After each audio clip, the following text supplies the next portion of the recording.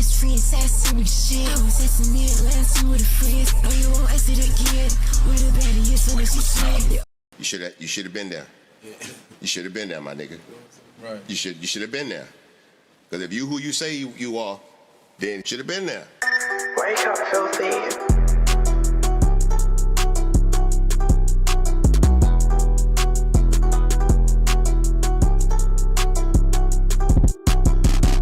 I started from the bottom, hard scratching over. Put a chain on my baby cause he never told. Switch up on my hoe, drop a Vencedor.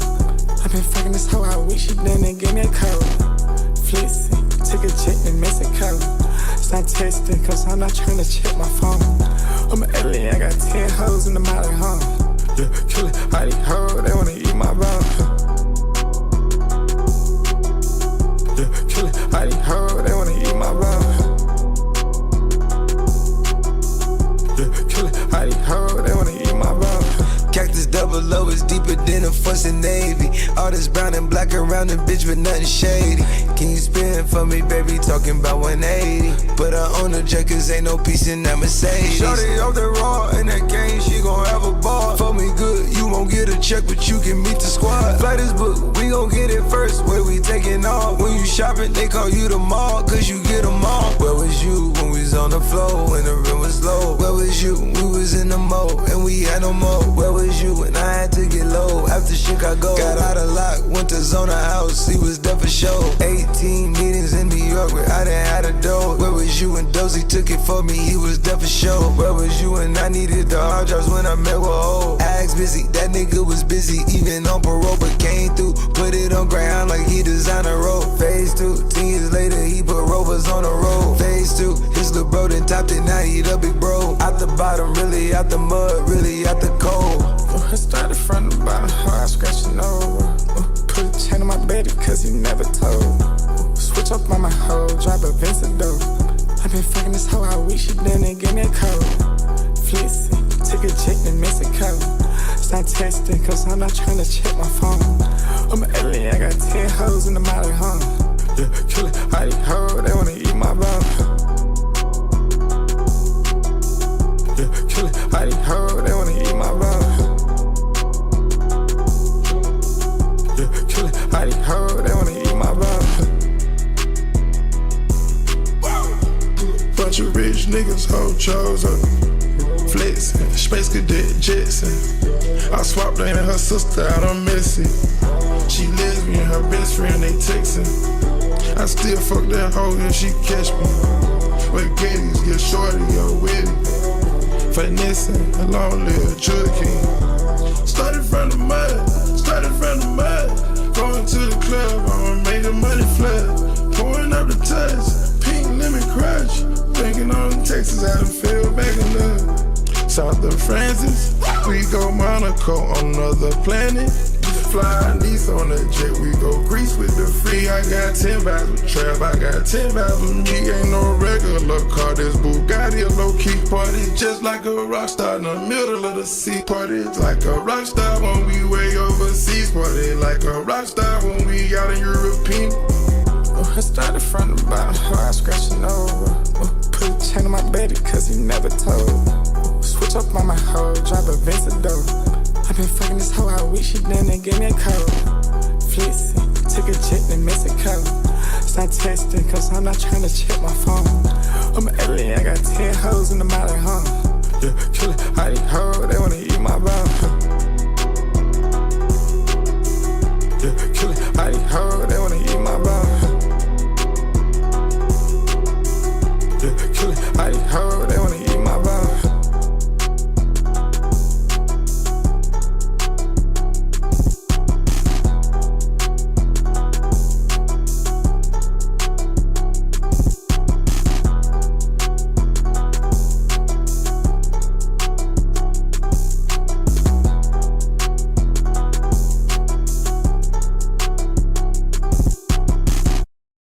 You should have been there. You should have been there, my nigga. Right. You should have been there. Because if you who you say you are, then you should have been there. Wake up, filthy.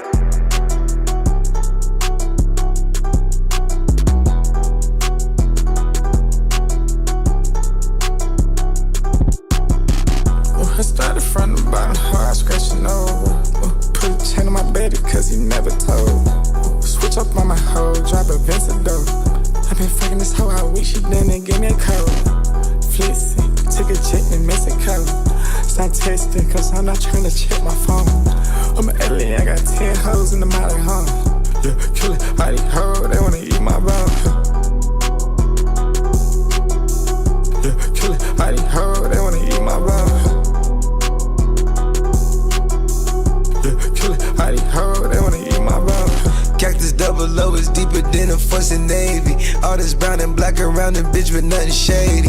Can you spin for me, baby? Talking about 180. But I own a jet, cause ain't no peace in that Mercedes. Shorty off the raw, in that game, she gon' have a ball. For me good, you won't get a check, but you can meet the squad. Flight is booked, we gon' get it first, where we taking off. When you shopping, they call you the mall, cause you get them all. Where was you when we was on the floor, when the rim was low? Where was you when we was in the mode, and we had no more? Where was you when I had to get low after Chicago? Got out of lock, went to Zona House, he was there for show. 18 meetings in New York where I done had a dough. Where was you when Dozy took it for me, he was there for show. Where was you when I needed the hard drops when I met with O? Ags busy, that nigga was busy, even on parole, but came through, put it on ground like he designed a road. Phase 2, 10 years later, he put rovers on the road. Phase 2, his little bro done topped it, now he the big bro. Out the bottom, really out the mud, really out the cold. I started from the bottom, hard scratching over. Put a chain on my baby, cause he never told. Switch up on my hoe, drop a Vencedor. I been fucking this hoe all week, she done and give me a code. Flexing, took a jet in Mexico. Stop texting, cause I'm not trying to check my phone. I'm an alien, I got 10 hoes in the molly home. Yeah, kill it, all these hoes, they wanna eat my bone. Yeah, kill it, all these hoes, they wanna eat my bone. Kill it, all these hoes, they wanna eat my bone. Bunch of rich niggas, hoe chose up. Flexing, space cadet Jetson. I swapped her and her sister out on Missy. She lesbian, her best friend, they texting. I still fuck that hoe if she catch me. With Gators, get shorty or witty. Finessing, a long little drug king. Started from the mud. Going to the club, I'ma make the money flood. Pouring up the touch, pink lemon crush. Thinking on Texas, I done fell back in love. South of Francis, we go Monaco on another planet. Fly Nice on the jet, we go Greece with the free. I got 10 vibes with trap, I got 10 vibes with me. Ain't no regular car, this Bugatti a low-key party. Just like a rock star in the middle of the sea. Party like a rock star when we way overseas. Party like a rock star when we got a European. I started from the bottom, hard scratching over. Put a chain on my baby, cause he never told. Switch up on my hoe, drop a Vencedor. I been fucking this hoe all week, she done and give me a code. Flexing, took a jet in Mexico. Stop texting, cause I'm not trying to check my phone. I'm an alien, I got 10 hoes in the molly home. Yeah, kill it, all these hoes, they wanna eat my bone. Yeah, kill it, all these hoes, they wanna eat my bone. Yeah, kill it, all these hoes, they wanna eat my bone.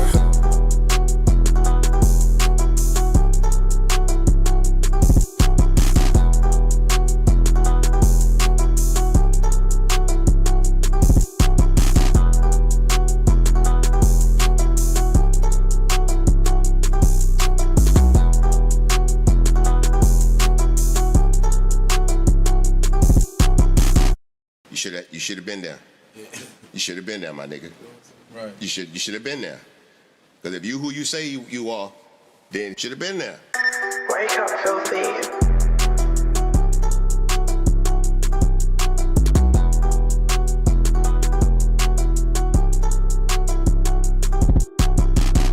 I started from the bottom, hard scratching over. Put a chain on my baby, cause he never told. Switch up on my hoe, drop a Vencedor. I been fucking this hoe all week, she done and give me a code. Flexing, took a jet in Mexico. Stop texting, cause I'm not trying to check my phone. I'm an alien, I got 10 hoes in the molly home. Yeah, kill it, all these hoes, they wanna eat my bone. Yeah, kill it, all these hoes, they wanna eat my bone. Yeah,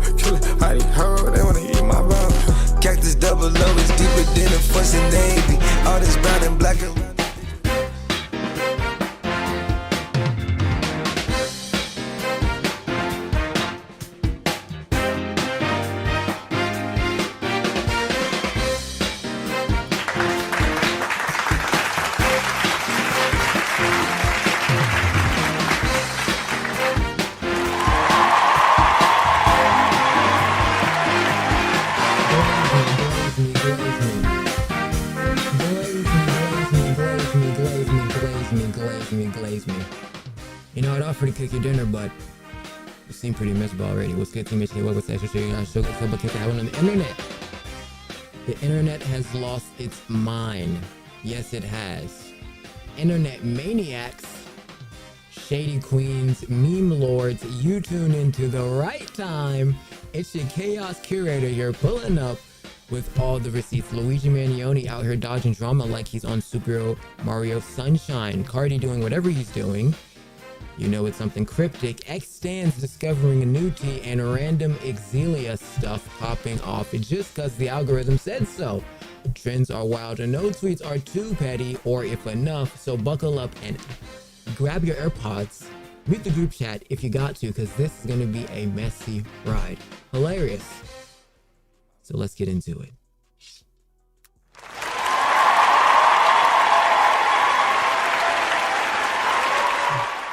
Luigi Mangione just came back in the news. He allegedly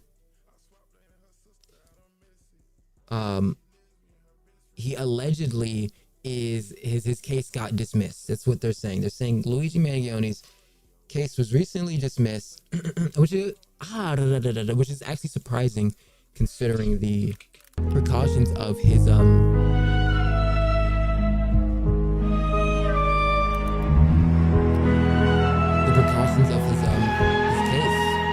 Sorry, hold on.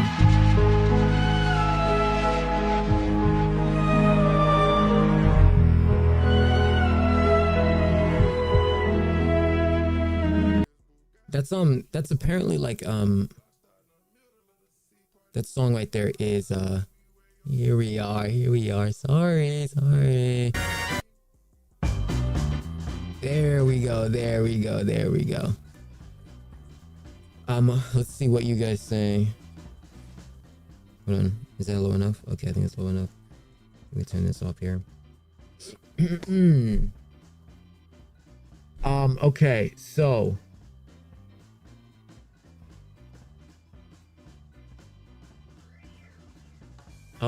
okay. If your bae is low-key jealous, is that cute or nah? Sometimes it could be a little bit OD though. That's not what we're talking about though. We're talking about Luigi Mangione. So Luigi, unfortunately, or fortunately enough, actually, never mind, his case was dismissed. I don't know, I'm saying unfortunate. And wait, it looks like Luigi. Wait, where are we? Oh, right here. It looks like Luigi is going to be going home, possibly, or sometimes it's like some charges get dropped, right? And then like they still have like parole or something, or probation. Who knows? Now, I know like leading up to this, they were saying that he wasn't actually the killer. Or they were saying that he has plausible deniability to some degree because apparently he's not the killer. Okay, before we get into that though, let me address. So yesterday we missed yesterday's show. I was busy. Also, I was just very tired. I was out. I went to this this like little place or whatever, and there was like a court, right? And I was playing with these kids, and it was just so funny. Like we were playing basketball, and then we went to kickball, and then we went to soccer. We did a bunch of activities.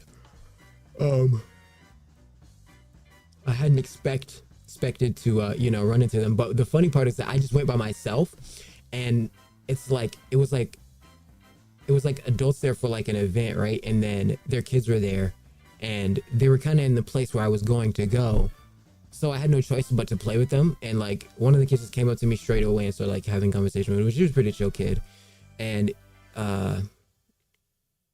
yeah, it's pretty funny stuff. And then so that's when I missed the show. I missed that one day, because throughout that day I was doing a lot that day, a lot of stuff. And then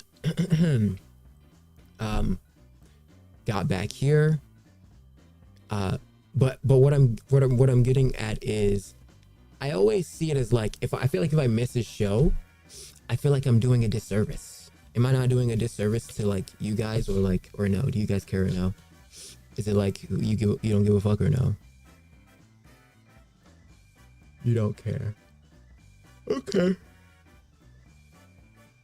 No. I feel like to some degree, you guys care about me, right? It's funny. What's more hurtful, being ghosted or being talked about behind your back? Definitely being talked about behind your back, because being ghosted it's clear and cut. It's like, that's like basically like, what's worse, a fake friend or a real enemy? I'd rather a real enemy than a fake friend, right? Like, because like being ghosted is like, at least you know, right? Talking behind your back is just like, it's just not good biz, you know. If you disagree with someone politically, do you block or debate? Are you referencing something of Charlie Kirk or no? Are you referencing anything of Mr. Kirk?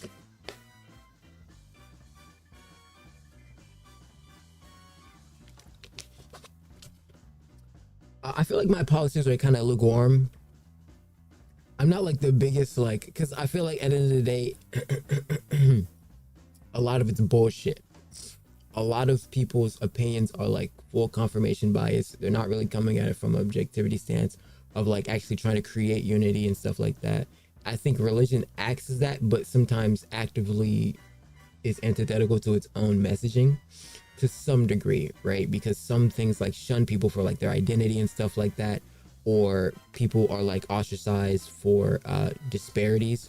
So I think it's when I reference to politics and really just the general population, people are not, they don't really think, they don't have like a very pragmatic outlook on the world a lot of times. There's their own recency bias, personal bias when it comes to anything really. And so that's what I realized, and I've understood throughout time, that is the only way you will ever see people actively or me ever really give a fuck about someone's political opinion, because I don't really care about people's political opinion, you know what I'm saying? Sure, people are gonna have, like, there's someone out in the world who doesn't like me just because of the color of my skin, or there's someone out there who doesn't like me because of the way I talk, or there's someone out there who doesn't like me because of some retarded thing, right? And so it's like, I can't really control someone, so like, what the crust am I gonna do? You know what I'm saying? Like, if you're a retard, you're just a retard. I can't make you less stupid. You know what I'm saying? I can only exist. But yeah, man. Okay, I just want to make sure this is, wait, no way. Wait, hold on. Wait.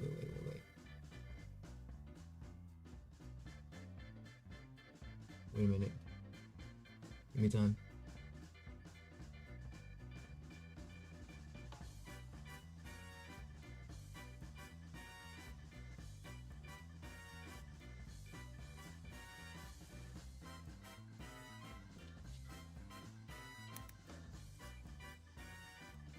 Holy shit. Give me time.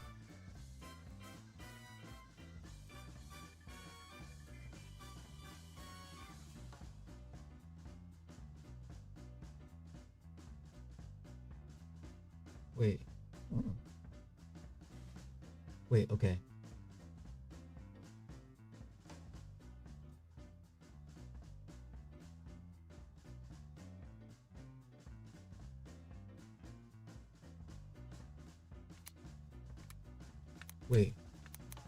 Wait.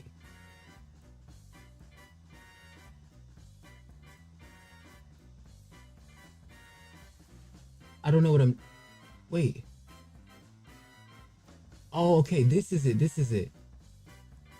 I think.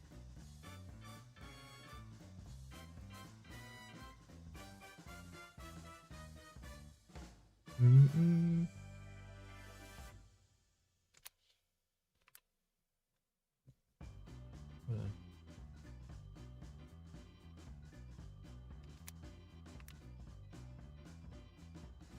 Okay. Sorry. I had to make sure that was like, it was totally off. sorry. So yeah, people have bad opinions, so it doesn't really matter, because like I would never block. I don't block people because of that. I block like weird people. Like I block like losers who like subtweet or like who are like just weird. You know what I'm saying? I don't really care about people's opinion. Their opinion is really none of my concern. I don't care. Is it possible to both want attention and independence from your partner? Yeah. Yeah. Regardless, let's get into the story. So let's look at right here. Give me 2 seconds. Right here, the boy Luigi Mangione just dismisses the terrorism charges against Luigi Mangione, saying that the evidence before the grand jury was legally insufficient. So sure, I think we can all attest and see, like, I mean, this guy, like, I mean, maybe not, it was like, but like, I feel like it had to have been him, right? It just seems so obvious. He went to the flipping McDonald's or something like that. They caught him later. He freaking 200 punked the CEO. Like, the CEO like fell over like Humpty Dumpty, fell on a great fucking wall, and shit, it was 200. So it's unfortunate, right? But like, what are we gonna do about it? Now, everybody knows the consensus with Luigi Mangione, and we're gonna get to another video that actually depicts a bunch of women showing up to his fucking court hearing, which it's so weird. It's so weird. Pretty privilege thing, and it applies to guys. You know, I was having this conversation earlier, and we were talking about the discrepancy between men and women. So to kind of get at where we're getting at is like, and I don't know if this is a good take or a bad take, but this is kind of where I was trying to argue. I was really arguing just to see, like, I was just arguing it to kind of figure out if the argument makes sense. Not really kind of believing all of the argument, but kind of also believing all of the argument. So I was saying that even though like in the world right now, like you can argue that like men are actively like disenfranchised. We're saying like, well, men actually kind of have it easier to a certain degree. Well, not only just on like basic things like, you know, skincare, like daily care routines, right? You don't have to like do makeup and all that extra shit, right? Not saying that girls have to, but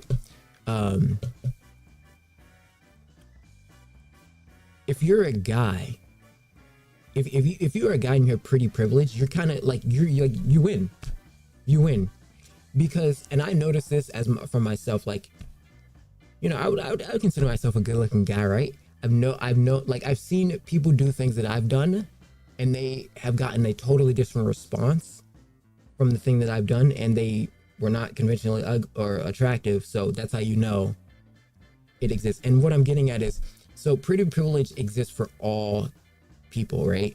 But you generally attribute it to women for the most part, because most of the time women are pretty, right? And so the funny thing is that if you're a guy and you're pretty privileged, you basically like, life is so free. It's like the easiest thing in the world, because for women, they kind of have it harder.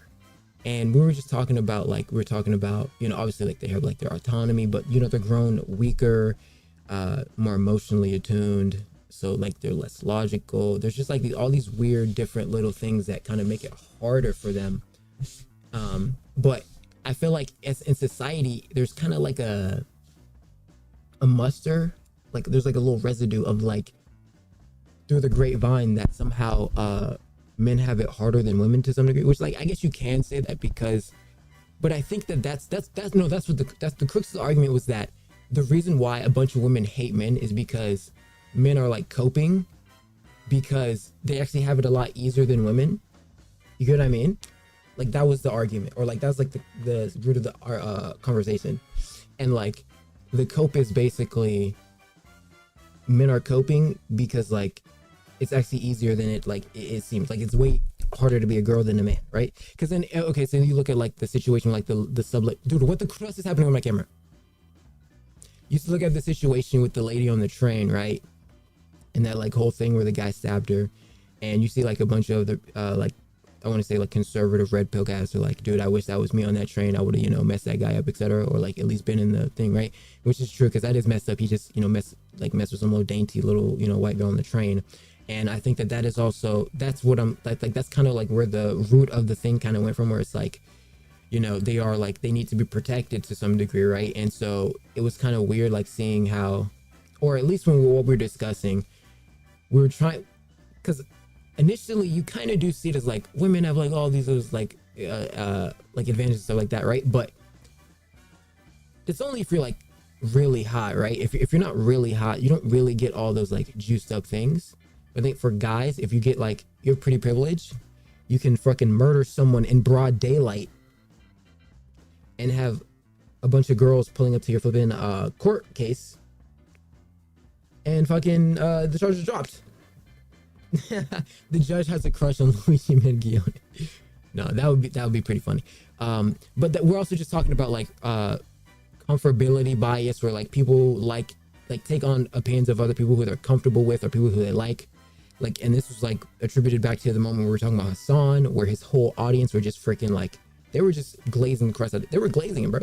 This girl on TikTok was glazing Hassan, like I'm talking about slob, bro. That shit was crazy. I'm just like, dude, like, okay, we get it. Like, it's just so annoying. But yeah, I mean, he did it. There's just no way he didn't do it. I feel like he did it. Like, how did Luigi Mangione not do it? It seems very obvious. It seems like they're just mustering up some, you know, some old custard to try to write off obvious and blatant. Also, we're not going for long today, by the way. We're not going for long. I'm gonna try to get through some of this. I'm gonna yap through some of this. We got like another quick story of Iggy Azalea and Akademiks. Why a bunch of women to me. Akademiks and Luigi Playboi Carti Akademiks tweeted out a story of Iggy Azalea and Playboi Carti having a beef or something like that. I don't know. Baby mama drama. Classic. So we're gonna look at that. Let's look at this quick moment of some girl. She fucking pulled up to his case, I believe. Here he is in custody. He's out in New York, arriving New York Supreme Criminal Court. Yikes. And they're like treating this nigga like he's fucking Bane, like he's in fucking you know, like what the crust, like a Black Mirror episode or some shit.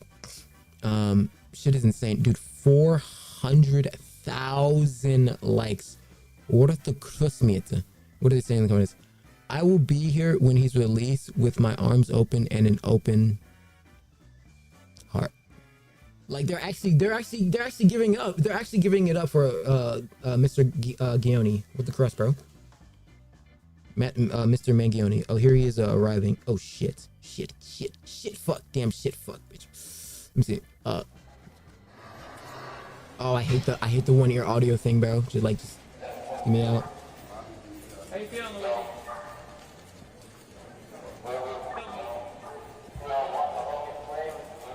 It's me, Mario. How you feeling? Oh, I feel great. Have we heard his voice yet? Has he ever uttered a word? I don't even know if we know, like, if he has a facial recognition or like vocal recognition. Look at them. It's funny. Dude, I don't like. Do we have like But here's the thing. He literally he 200 pumped someone, right? He 200 pumped someone. Doesn't solve the issue of Medicare fraud. Fucking like Senator Rick Scott. Don't kill him, by the way. Don't kill him. But you know what I'm saying? Like, it's just insane. How can someone full 200 pump someone broad daylight? Like, we all saw it. Maybe it's not him, but the crux of terrorism still doesn't fix anything, right? Even though or obviously that's for a political matter, he didn't do anything. Healthcare is still $1 trillion flipping, bro. Now, maybe, okay, this can spook some of the billionaire elite oligarchs. They're sniping them. Which is, you know, it makes sense, right? I even proposed an idea of the name of the terrorist organization that would form in the United States under the oath of fixing tyrannical dictatorship and over, I want to say, like almost like pro-capitalism. But like, I want to even say something even more significant. I don't even know if I have the correct prefix. It's like super capitalism though. It's not even like, it's like super duper capitalism. And it doesn't even, it's like it's like it's like you don't even, so I seen like a tweet that said like YouTube is giving out like $100 billion to creators, which is like, it's good, right? But when you kind of look at that, you're like, I don't know, what does that not feel like? I feel like that doesn't feel like a lot. And I feel like maybe I just be maybe desensitized to the number. But like when you look at like Larry Ellison's net worth, he just became the richest man in the world or something like that. Elon Musk net worth, and these are individual net worths, right? This is not like they're sharing the net worth, right? Maybe they share like a little bit, but like that means that 600 billion or this guy's like 400 billion, this guy's like 450 billion. You're talking about like damn near 700 billion. You're talking about Mark Zuckerberg, Bill Gates. You're talking about, this is like $1 trillion team. They all together hold like control like $1 trillion, bro. And that's not even like, that's not even what's reported. That's just public shit. They probably, they could be worth fucking $10 trillion. You never know, or whatever. Right? And so like this, I get the messaging, right? Of we got to send a message to these fuckers like, hey bitch, you can't take it to the grave. You can't take it to the grave. Tighten up. Get ready. We're coming. Because these guys are fucked. Now, I understand it, right? You wanna fix the problem, and honestly, I would say that it's completely bad, but it's the message is significant, but it didn't solve anything. You get what I mean? It's like enough to be significant to get people's eyes on the cause, but like, what happened? Like, it's like, okay, you kill him, right? Now, is it gonna be like, are you trying to get them to like capitulate and fix the Medicare system? Because this has to go through so many, you know, second order effects. First of all, most of the supplies is coming from China. All the manufacturing is coming from China. It's not even here. So you're not gonna fix it that way. That's not really gonna help, right? You still have to wait on that, right? Then you have the problems of the pharmaceutical companies, right? The FDA approval of incarceration of medical patient students or medical patients, and then you also have the faculty of college. A huge component to medical debt is college. There's so many factors. You're not even fixing anything. You're just bored. I don't know. Like, so I understand where he's coming from. I understand where anyone who agrees with his rhetoric is coming from. Now, obviously, like Buffy's, right? Buffy's in the flipping comments, right? She's like he's thirsting over fucking Mangione, right? I think Buffy's the guy. And so like they're glazing him, glazing. And like this is what we're talking about. Like the pretty privilege, like the pretty privilege actually works. And it's almost better if you're a guy. It's almost better. But how it works is it's not better in the beginning. It's better with time. You get what I mean? For girls off the bat, the pretty privilege is like it's smack-a-lacking, right? But with guys, as you gain status and you're pretty or attractive, then you beat the game. You beat the game. You win. No, you win. You literally win. You literally win. Like, it's so free. You know what I'm saying? It's insane. I think I saw a video of a chick. It was a video of a chick. The video said, if pretty is a privilege, then ugly is a curse, right? And they were talking about Chris Brown. How even though Chris Brown used to beat on Rihanna, he still had a fan base, bro. Even after there's a Family Guy bit on that actually, where I think Peter auditions as a girl to go to like sing for Chris Brown, something like that, and then he throws her at the wall, and then he goes, this is only gonna make me, listen more. Also, so we're back on YouTube. If you can't tell, we're back on the YouTube team. We're back on flipping. We're back on the tube, bro. Haven't been on the tube very long, so I need to actually make sure like I don't like, show anything that is gonna get me banned again. So I do need to keep that in mind, because that is actually gonna fuck me if I Luigi's lawyer deserves a Grammy, not a JD. Like JD Vance? What's a JD? Jury duty?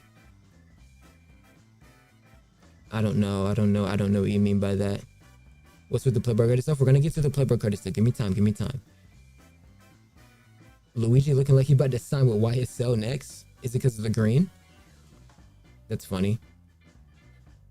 Twitter acting like Luigi Mangione invented crime. It's more so that it's like fucking Expelliarmus. What's that fucking spell from Harry Potter? I can understand where people are coming from. It's just not fair, and we do need an actual proposition to solve for the Medicaid crisis.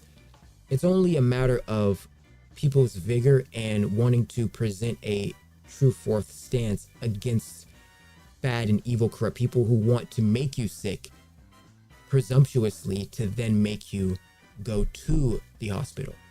If you were healthy, you ate organic food and natural things, people have to realize that most of disease and all these things that test from viruses, but also the Medicare,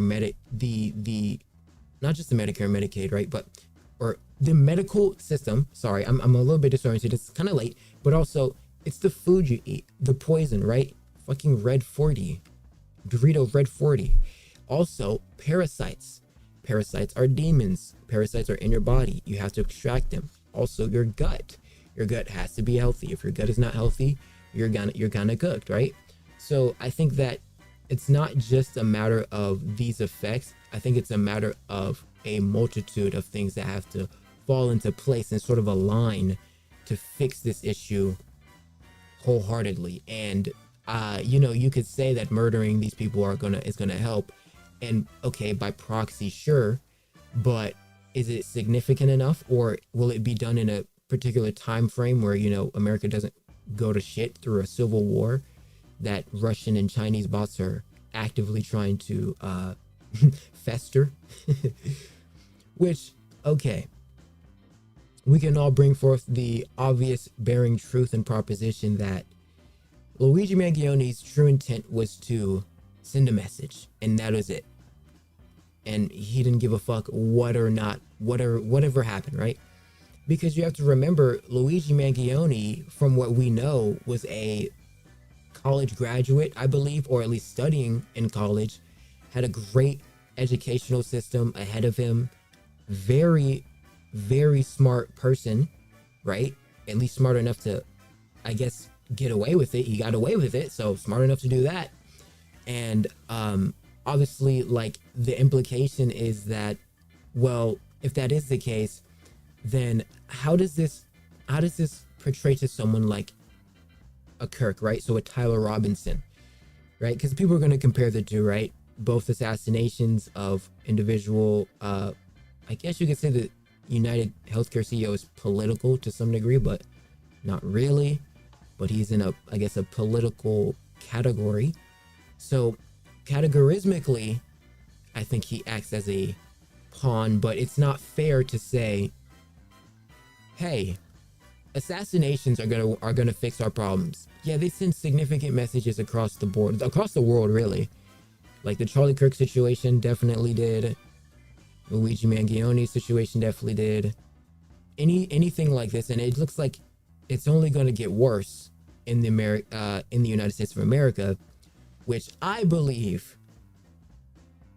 this is all just bad bits. What do you guys think? What do you think?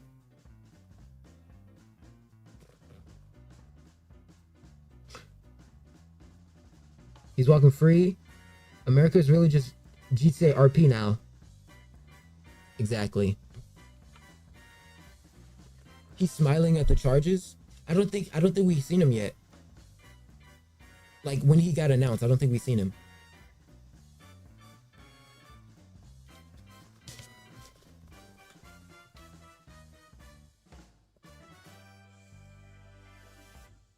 He beat the case, but not the memes. Hashtag TK.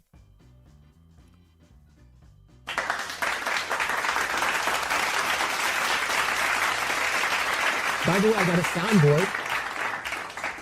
a soundboard. Check this out. Bruh. Oh shit. Wait. I didn't realize that one's the one that does that. Check this out.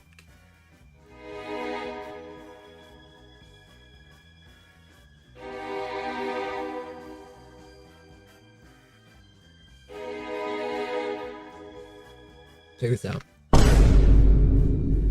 Pretty good stuff, right? Pretty good stuff. Okay.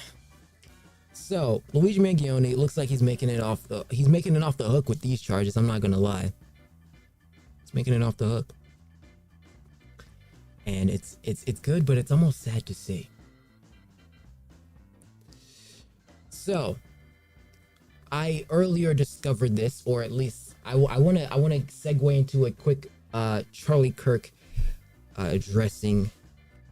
Now, obviously, this is huge news for the world, and this was sort of my intuitive belief. So, I'm going to give you the whole rundown of this entire situation from how I even began to even understand this, because I really want to get people's a clear-eyed view so people have a deeper understanding of my recollection on the situation. So, I know a lot of things, you know. I'm a very, I would say I'm pretty informative. Okay. Something in particular with this situation, when this first happened, right? I said this before, it's not like a broken record, but I hadn't gotten news, or I wasn't up on game that he died until like, or not that he died, but that he got shot until like an hour or something later. And I know people were also saying like, and speculating, he was already dead before even that whole time, like, and they were like giving us updates like whether or not he was going to survive or not, but people were saying like, you know, he's dead just because of how significant the shot was. But what I'm getting at is because of my algorithm, news like that doesn't hit me as quick as everyone else. It's like it takes a while, and a lot of times I end up fixing my algorithm so that I don't have to see things that I don't want to see, right? So when I first encountered the first interaction of beginning to understand that the situation happened and was so significant was through Representative Luna. Florida Representative Anna Paulina Luna, who did a quick message excerpt saying something about her and her relationship with Charlie and the fact that she wouldn't be in the position that she was today without Charlie, right? And then she references something about him getting shot. Now, when she said that, that was the only message I saw, right? So I saw my whole timeline of like, because I just see like girls on my timeline, memes, like a bunch of like spiritual shit, like stuff like that. Like I don't really see like stuff, right? So then it's like, okay. I was just like, oh, was it, maybe she was talking about a photo shoot, maybe he some shot, something he got shot, like maybe he did like some military thing I didn't know about or something like that, right? And then I obviously scroll through, I'm like, oh, Charlie actually got shot, like they actually shot him. Now when she said that, I was like, oh, okay, so like maybe, and I first wrote it off like maybe he just got like shot in the arm, right? He got like, oh, like somebody shot him, like he has them all, right? And then I had to go out of my way to actually search up the video, because I had to search up the first one. It was in there. So it was like an hour. I think it was about an hour later I was able to find this up, and then that's when I actually seen what happened. And it's like, oh, okay, that's significant. Didn't realize that happened. interestingly enough. And so then, and when I first saw the video, so this is where I'm getting into. When I first saw the video, something that was really suspicious to me was this guy in the fucking shirt. And I noticed it when I first saw it. This guy in this shirt does this motion with his arm, his black shirt, literally right before the shot is taken. And I kind of wrote it off as just like maybe just bad timing, but I just noticed that, like, why is it that, why did he do that? And why is it at that perfect time? You know what I'm saying? That was just very odd to me. Very, very odd. And as I scrolled through, nobody was saying anything about that. Nobody said. I think everyone was, very shocked and just in awe of the situation in totality. Later on, as time went on, I want to say the next day, that's when we started to see like all these conspiracies of what happens, right? But these beginning effects never really hit the timeline of what could be conspiratorial. And what I'm referencing to is, what is very significant is that pre even this being incentivized, people had already come under speculation prior to Charlie's significance in his dealings with Israel, correct? Now, what I'm getting to is the counterpart to this whole series, or this whole saga. Now, what I'm getting at is the conspiracies that have hit the timeline is, has Israel did it? What are the other ones? There's other ones. So writing off all of that, my first intuitive conspiracy that I believed in totality, or what recollected in my brain,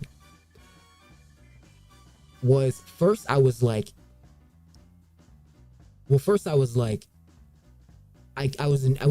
so I was in shock, but also something about it was odd, and I know everyone could feel it in the air. All of the right-wing, left-wing political commentators and conservatives and liberals were all on the timeline. You couldn't refresh it and not see a tweet of a political figure. Kamala, Biden, I think even fucking Stephen Colbert, right? Or he did like a show thing of it. I mean, think of anyone, right? Destiny's tweeting about it, Hassan's tweeting about it, Elon, everybody's tweeting, Nick, all of them, Myron, all of them. And when we were getting updates on the passing of him, what for me was very, very, very, very, very, very, very suspicious and telling was how close Charlie Kirk had a relationship with Donald Trump, and how Donald Trump handled the announcement of his death. So when you look at how anyone dies, especially anyone close to you, we knew that Charlie Kirk was a huge supporter of Trump. Huge. He was balls to the walls Trump. No pun intended. He was absolutely a Trump guy.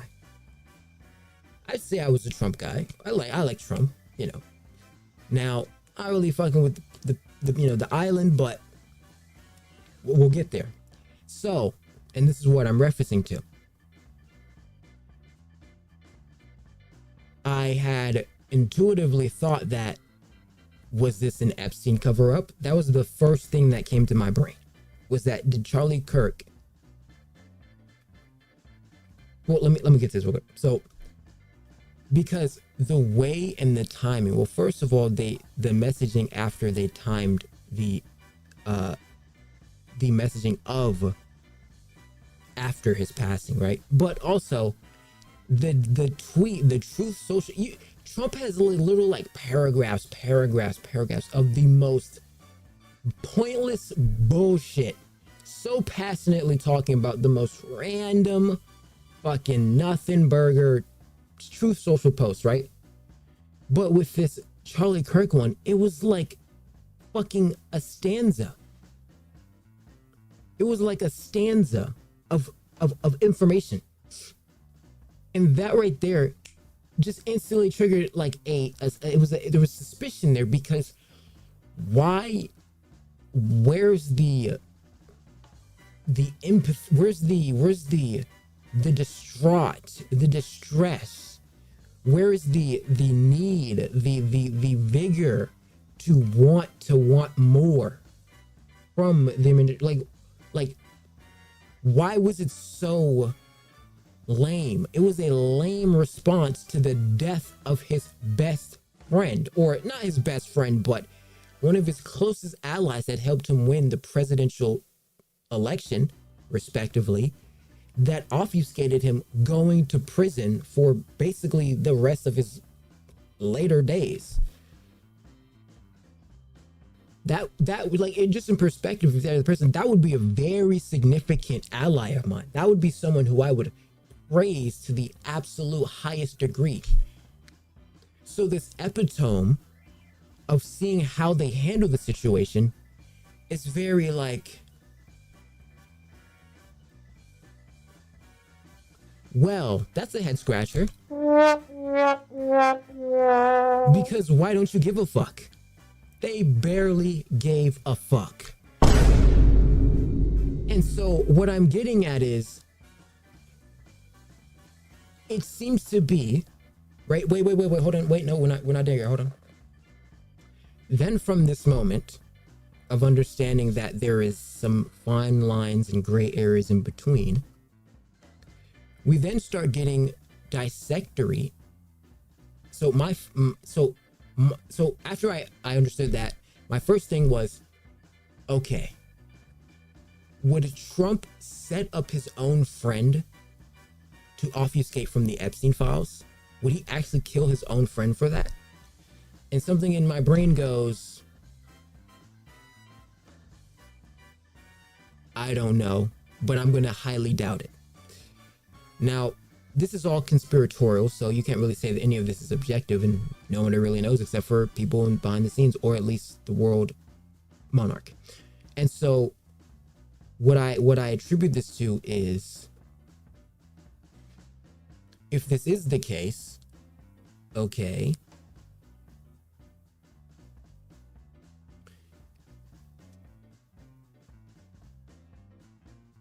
you guys see Juice WRLD in there in the background? Shout out Juice.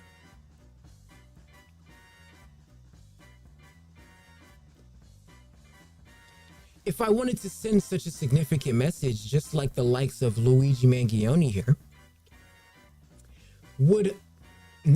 okay, so I wouldn't want to do that to a friend, because that would be bad, right? I think everyone would do that, right?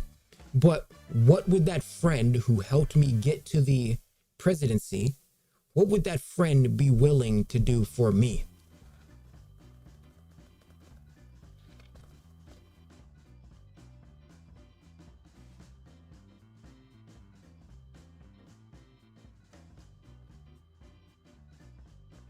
What would that friend be willing to do for me? Would that friend be willing to fake their death to obfuscate from the Epstein files as a significant story to get the people talking? As a primed up main top goy Israel shill?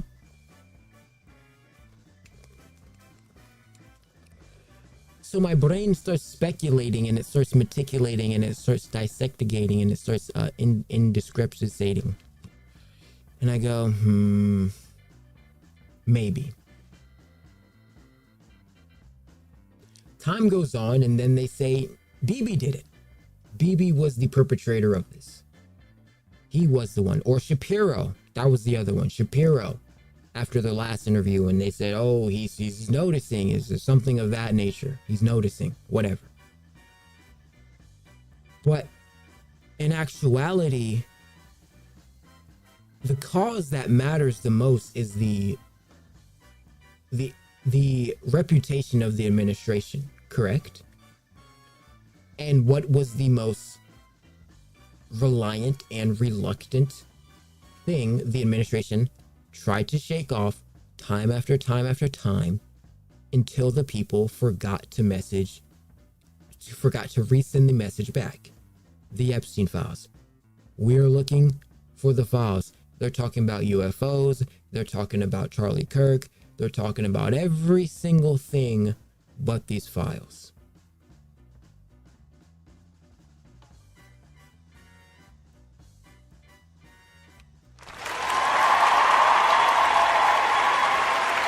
So I'd like to sing from Valhalla the praises of the biggest dissectory as Charlie Kirk faking his death as a psyop to obfuscate for the Trump administration for the Epstein files. Right or wrong? Now, is that true? Maybe. But what I will say is that we will look at a excerpt from the late great Charleston White and his opinion on the situation. Charleston being a prolific comedian in the internet space, many people not being fond of him. Hold on.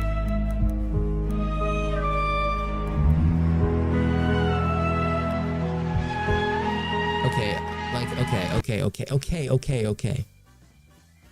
Here it is.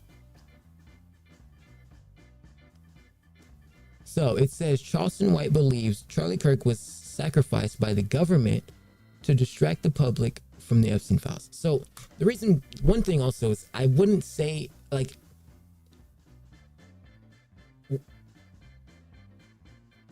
the only thing that's throwing me off is, okay, faking death, okay, whatever. But for me,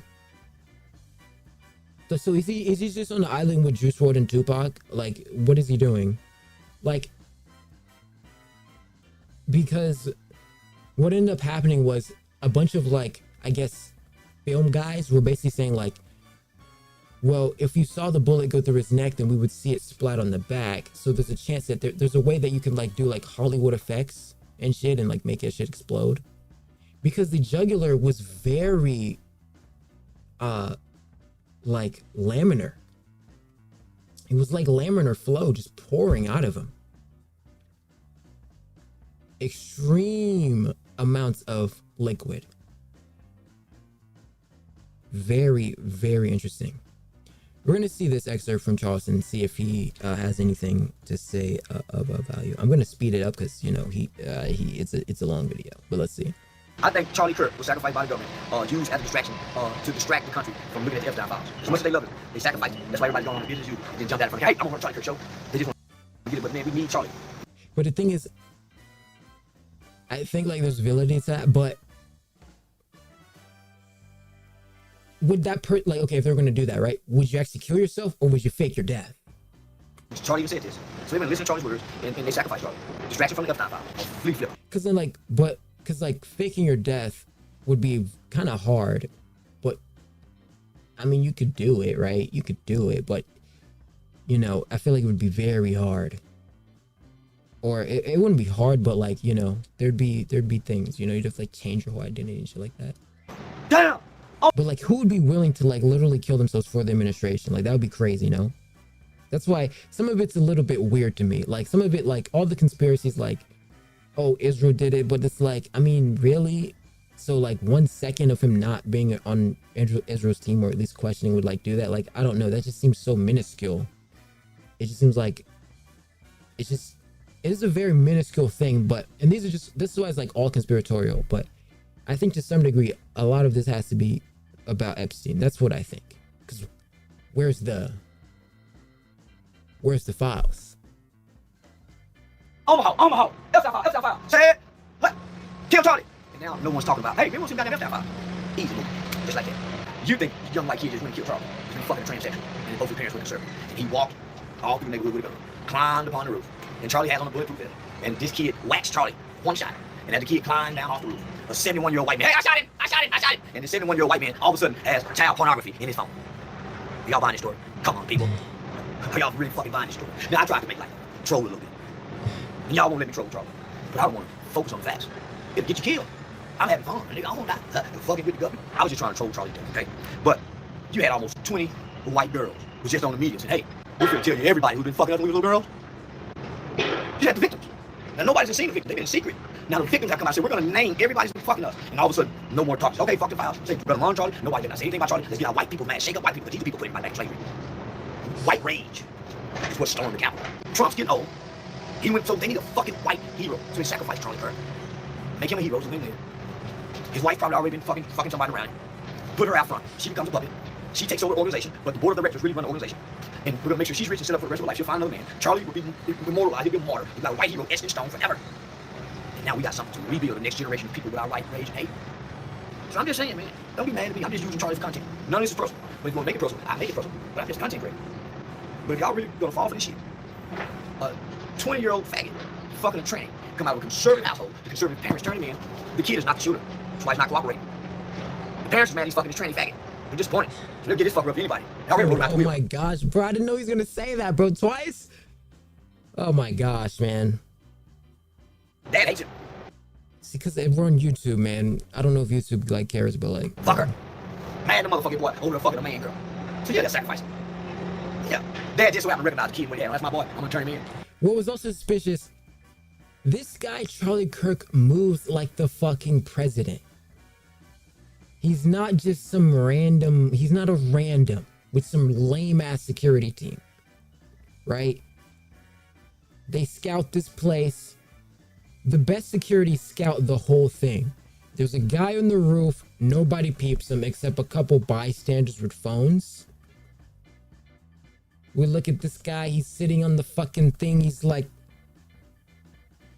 he runs off, he does the drill, he runs off, he did good on that drill. He runs off, no one catches him, nobody catches fucking Tyler Wiggledick.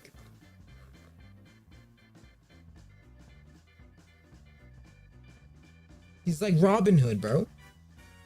And oh, all of a sudden he just so happens to have a tranny girlfriend. He wasn't a tranny, it would be too obvious. His girlfriend was a trans. Oh, okay.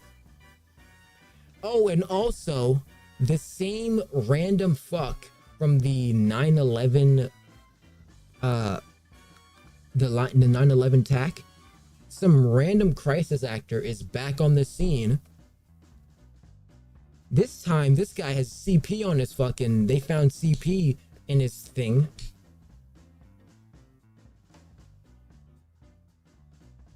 We're in a spiritual warfare, and it's too obvious. It's too blatant. And, wait a minute. Wait a minute. Wait a minute. Wait a minute. It's like the spirit gods are just moving the bullshit. It just moves the bullshit. You can't even lie anymore. The bullshit it's out there. The bullshit's there. And there's nothing you can do about it. We're gonna give him death. Who would pay him to do that? So, that was something I wanted to touch on. I'm gonna leave that there. Okay, I think that there is a chance of that being the case, but we don't know for sure.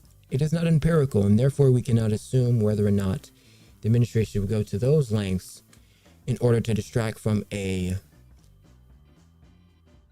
black male sex pedophile ring ran by an Israeli Mossad.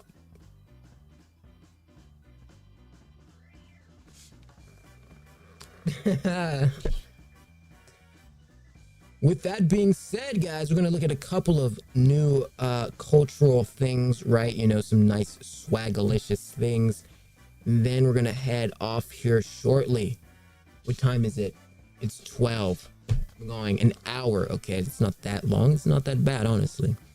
Looking here, we got sexy ass Demi Lovato for Paper Magazine. Look at her. She's protecting the dolls.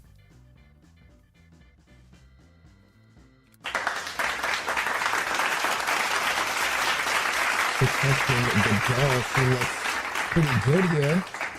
Very nice face card. You guys know how I get about my brunettes. Brown eyes, I need to protect them at all times. Honestly, they're my dolls. Those are my dolls, honestly. They're my dolls. Oh, they're my dolls. You know, like, oh yeah, that's my dog? Like, no, they're my dolls. You know what I'm saying? That's my doll. Fuck, that's my ball. That's my doll. That's my doll. Dude, that's it. That's it. That's my doll, bro.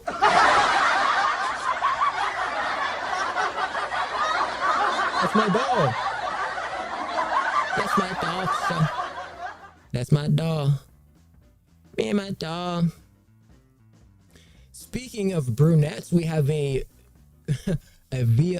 Twitter post via Addison Ray. I have a brunette heart and a blonde soul. Is that good or bad? Huh.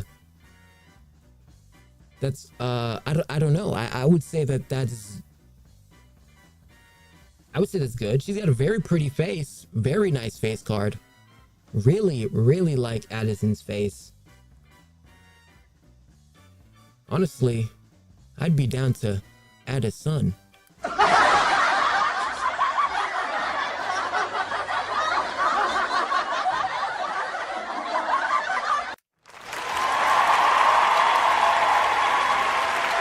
be here all night.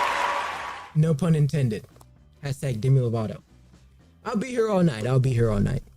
Very attractive woman.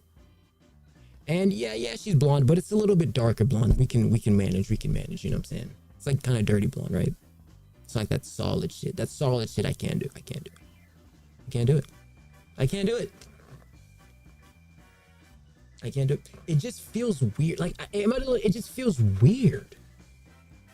Like, I don't know. It's like, I don't know. They're like a solid color. I don't know. So what does that mean? Does that mean she's, because like I intuitively attribute a blonde to like a ditzy idiot. Like, so like it's her soul like blonde, like she's like, is she ditzy? Like, but like she's got like a brunette, like wait, what did she say? Oh, a heart. She's got a heart of a brunette. See, what I get from brunettes is I get very like luxury. I get very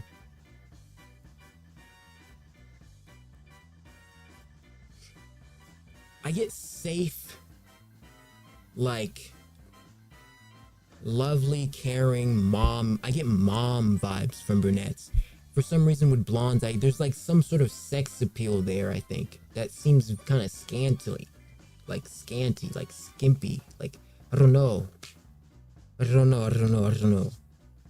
Like with brunettes, you kind of, I feel like that's like a mom, you know? It's like a wife. You know what I'm saying? Like brunettes are like wifey material. Just like off of observation, they seem wifey. You know what I'm saying? You get what I mean? And like blondes like seem like side chickish. I think that's what the thing is in my brain. I think it's like they're like side chickish, like I don't know. And it's more so obviously like the solidarity is like, it's like the contrast though. The contrast is like, so like there's like if the hair has contrast, then it's actually lit too.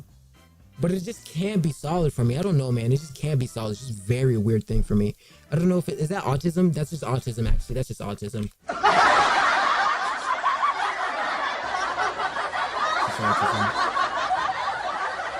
I'm just like picky like that. Like I'm very picky. Yeah, I'm picky and you my number one. Give me cookie head. My name make a come. I'm picky and you my number one. Money maker come.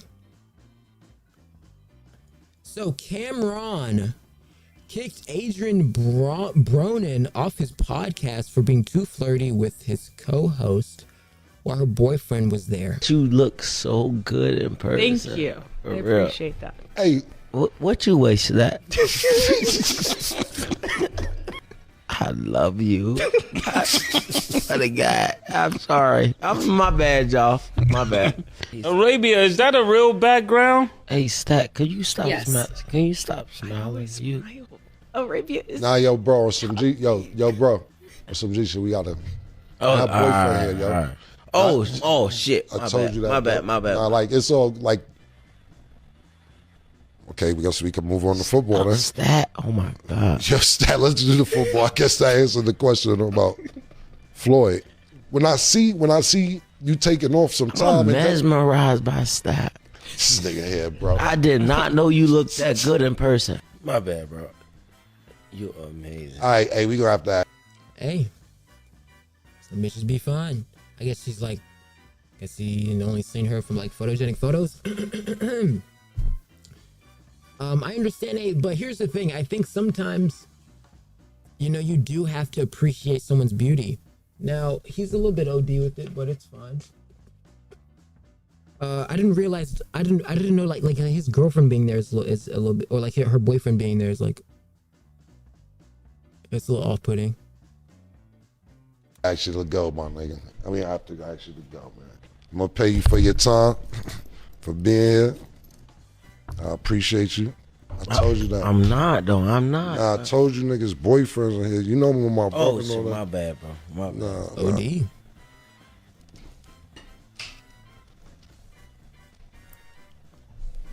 Nah. Good, but I appreciate it, bro. You gotta jump out. Well, that's not great. She seemed to be into it as well. Let's see. It says she's sitting there smiling and fixing her hair instead of saying something. So it seems like people are basically saying like girls normally when they're uncomfortable will just smile awkwardly. Maybe like girls who like are scared to say something, but I don't know. She was kind of feeling it. I ain't gonna lie. She was kind of feeling it. She was nervous. Many women nervous laugh when they don't know what to say. She's young too. Gotta take that into consideration. Yeah, that's fair. Women tend to smile when they feel awkward. They don't know what to say in the moment sometimes. Yeah. Actually, yeah, I have a friend like that, yeah. 2 men there, she didn't have to. Yeah, that's true. Okay. Yeah, I don't know. Like, I guess that guy's like, I don't even know who Adrian Brownie is. I think he's a football player, but like I've heard of his name, but like, I don't know. Well, hey, it's okay. He shot a shot. You miss 100%. You miss 100% of the shots you don't take. You know what I'm saying? Go for it, bro.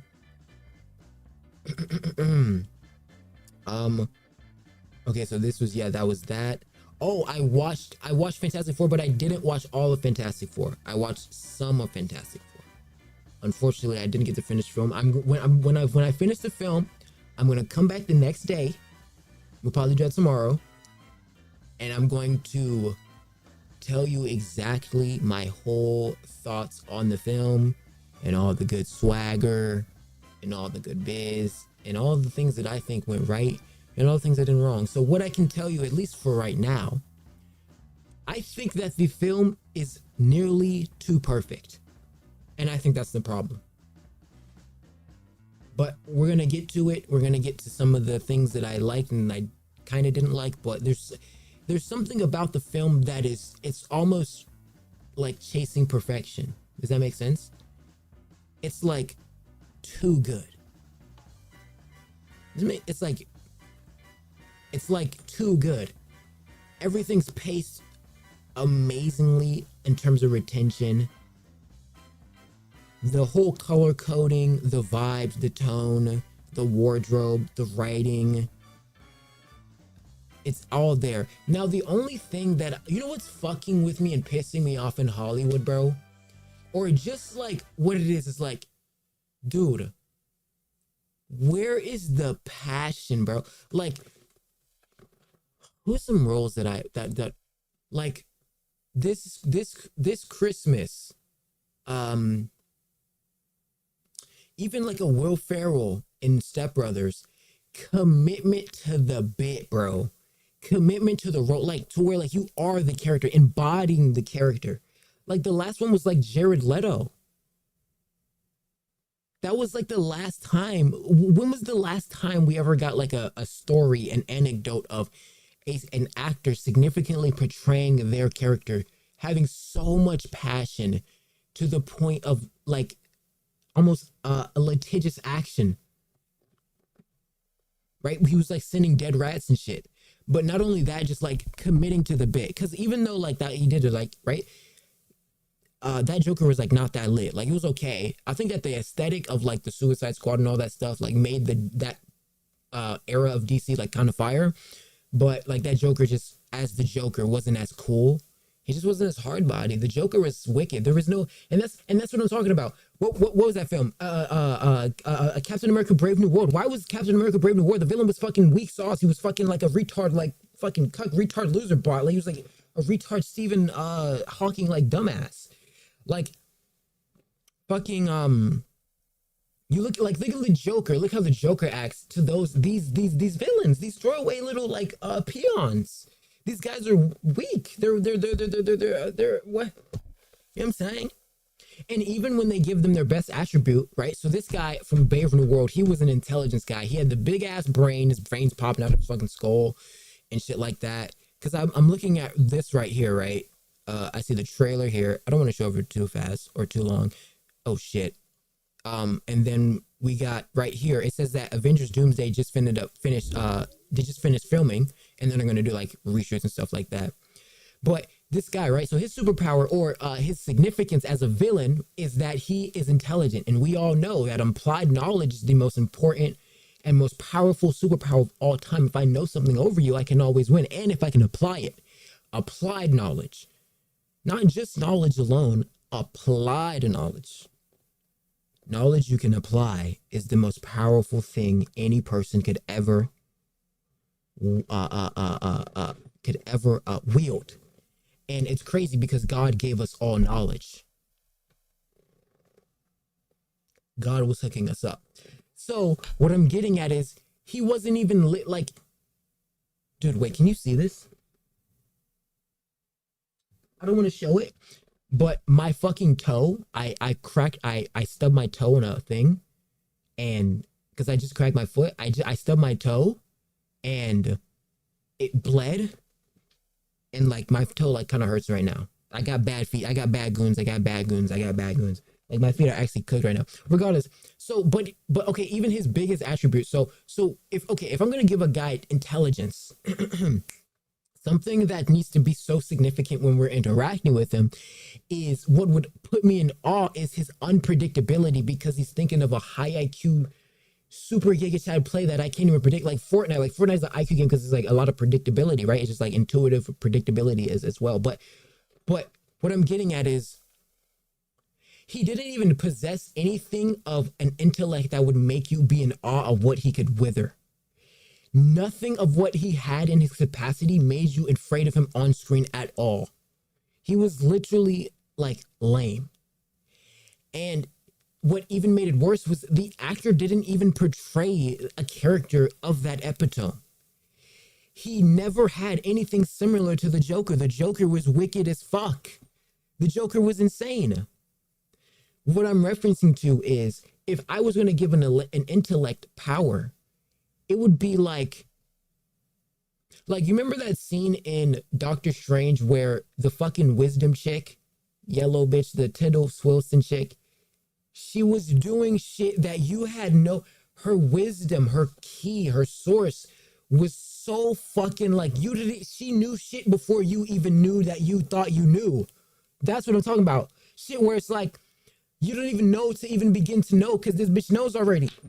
That nigga knew, we could predict that dumbass nigga the whole time. His brains is, he's like a zombie, dumbass zombie ass nigga. Like, he wasn't even an intellectual. Like, they was trying to make him this smart ass nigga, but like, he wasn't even that smart. That nigga wasn't even that smart. Like, you supposed to be the smart villain, nigga. You're not even that smart. He was lame. So, but what also makes it even more convincing, okay, let's say the writers didn't make the fucking intelligent villain that intelligent, besides, because what they do is they give the guy like, oh, he can make a plasma ray gun. Oh, technology we never seen before in the MCU. Oh, he can make some shitty fucking system. Nobody cares about that. We want to see, okay, if he's that dope, if he's that smart, where is this applied to like everything that he does? Everything that he does.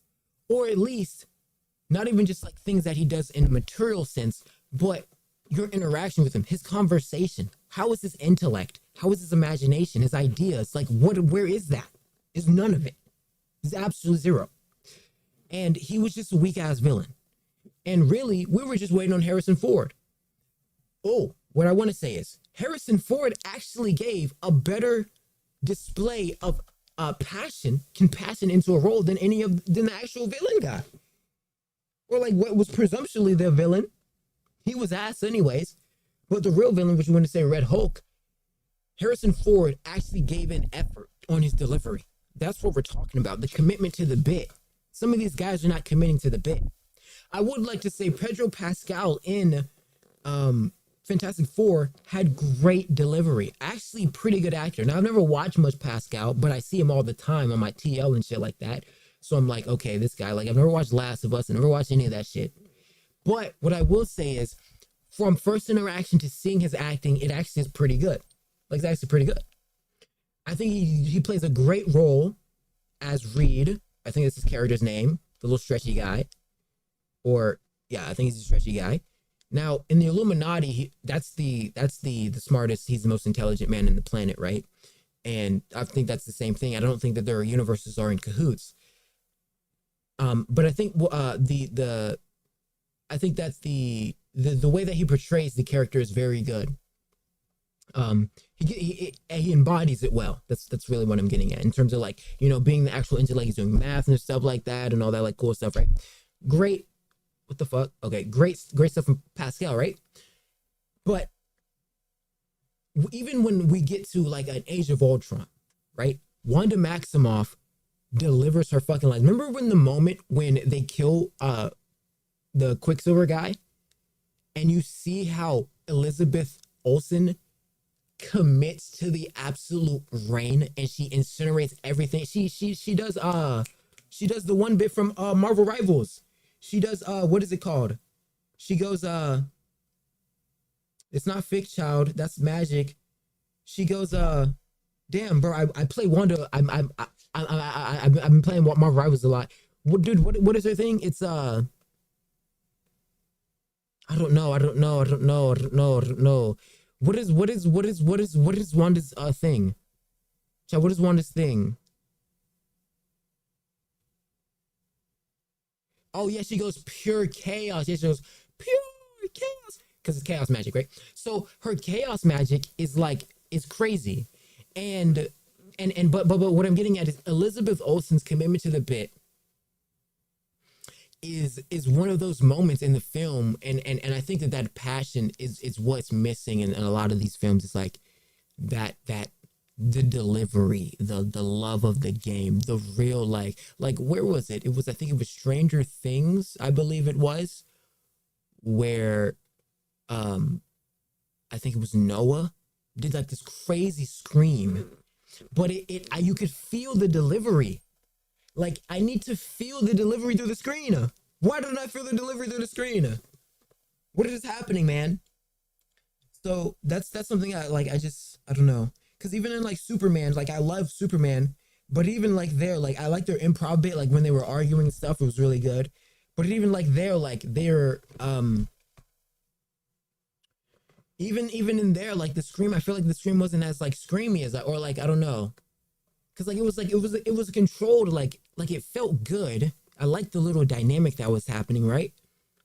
But even in his climax of the theater, there wasn't like a moment where I felt intrigued. Maybe it had to be from subject matter and like the intuitive feeling from the film and writing, but even just like the climax is like he like did like a scream, because this is how the pacing goes with all those types of films, or like those bits in the film, right? The pacing normally goes me mama, me mama, and then they're like, oh, this is a problem, okay, me mama, well, here's my solution, me mama, excuse for the solution, me mama, and then the pace starts to grow, right, it just rises up, oh, well, your problem didn't do this at this time, or right, and a lot of times it goes from time frame to time frame, right? That's the framework, that's the first sequence, and they go like and then it goes, well, this is, and then and normally time the scream is this could be a Family Guy bit, but the scream is like, And this is my resentment from all the previous animosity that I never said out loud. You know what I mean? It's always like this pent up moment, right? It's like, oh, this is the spurt. This is the spout of like things that, because like in Family Guy, there's a, I think there's a bit where Lois goes like, and I can't even find a lame thing, like a lame excuse for this moment, right? Because like a lot of times like they'll do that, right? Well, they'll like, instead of actually saying what the thing is, like there's a moment where Peter goes, he goes, and Lois, in my defense, I have nothing to back up the beginning of the sentence, right? Where he's describing the actual thing that he's trying to do as the thing is going, right? So that's what I'm getting at, is like that that epitome of the scene really hits when there's a lack of drought and there's you know, there's flow in problem solving. And I think obviously the significance of what the problem is makes it better, and the pacing as well, but also how significantly they make the acting and the portrayal to these scenes. You know what I mean? But yeah. So regardless, let me see. Yeah. Oh wow, he's writing? I didn't know he was writing. That's kind of crazy. Let me see. So I will give my breakdown of Avengers Doomsday, or not Avengers Doomsday,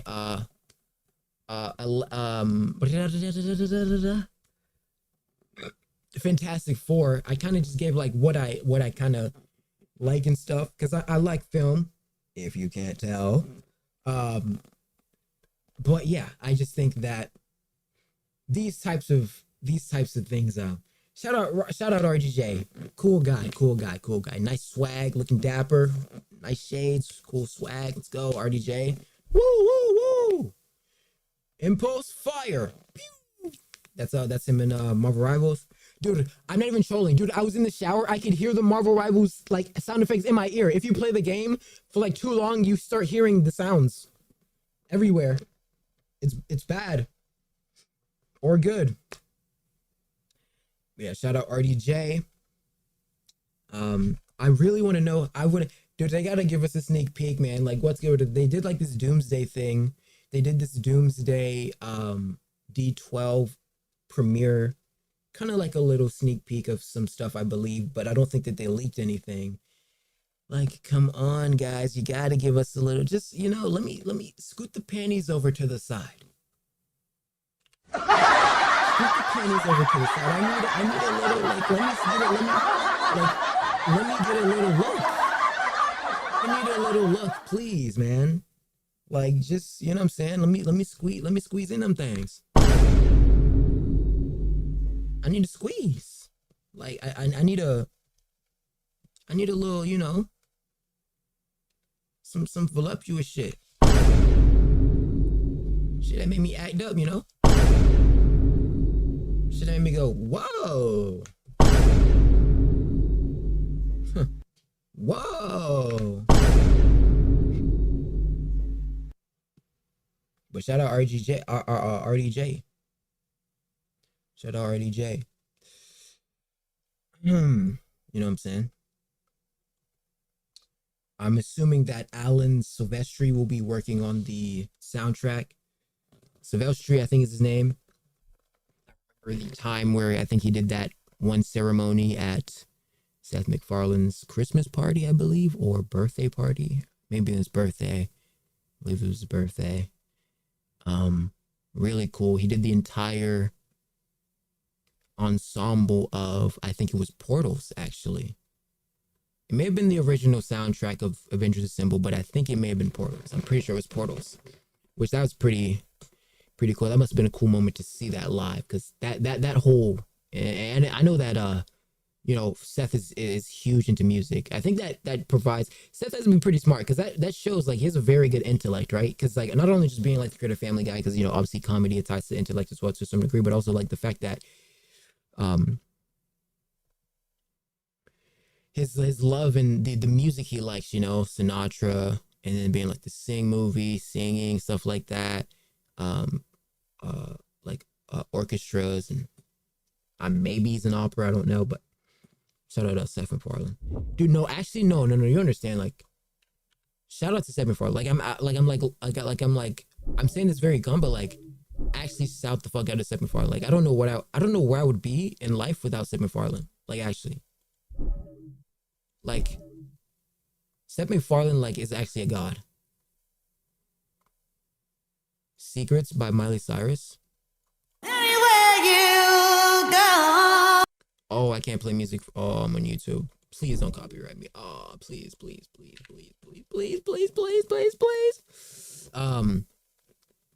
Yeah, shout out Seth MacFarlane.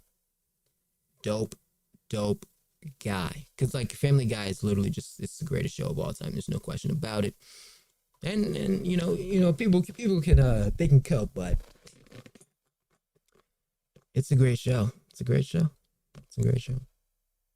It seems that Wanda Maximoff, a variant of her, will appear in Avengers Doomsday. I believe Wanda, the original, is stuck in some sort of dimension she's put herself in after the WandaVision series. I think that's where she's at. I don't know in particular, but we'll have to see. She will be from the X-Men universe. Oh, where Magneto rules Genosha and has a royal family dynamic with Pietro, Wanda, and Polaris. Polaris? I don't even know who those characters are, but I'm going to assume that they're great. Now, is it going to be the same actor, though? Because, like, even if it's another variant, it doesn't always mean it's the same person. Because, like, variant indicates, because, like, when we watched Loki had, like, a ton of variants, but those variants were not this, it wasn't Elizabeth, or it wasn't, or one of them was, or, like, some of them were Loki, like, the actual looking Loki, but some of them were, a lot of them were, one of them was a crocodile. Interior crocodile alligator, I Drive a Chevrolet movie theater. Then you had the part of, what was it? Where was it? I forgot. What am I thinking of? Oh yeah, you had the black knight. You had the black one. You had the old guy. You had the kid. Stuff like that. Apparently that kid ended up homeless or something. That wasn't good. Hopefully he's good now. Let's see. That paparazzi.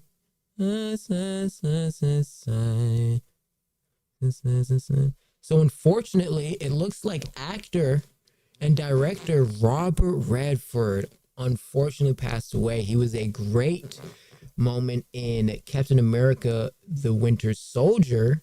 That's easily one of my favorite films. He was the antagonistic perpetrator who effectively acted as a almost whistleblowing bad guy, the main culprit, after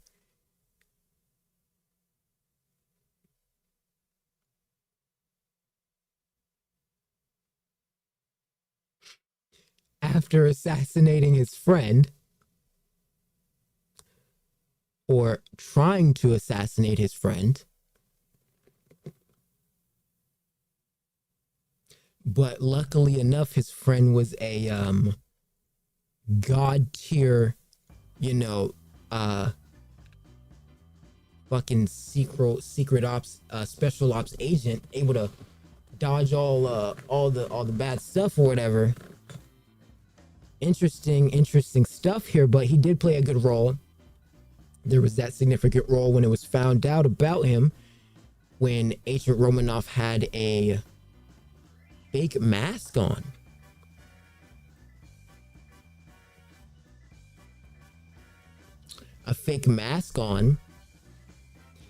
And she revealed herself later on to then expose to the guy. See, that's the things, I think those are moments that we're missing, like those little wiggle dick moments. Like, I don't know which Fast and the Furious it was. There was this one Fast and the Furious in particular where what I think I said it before, like this significant moment was when a when they went on like this heist, I believe it was, or they had to get this money in this like thing. They had to get the safe into this thing, right?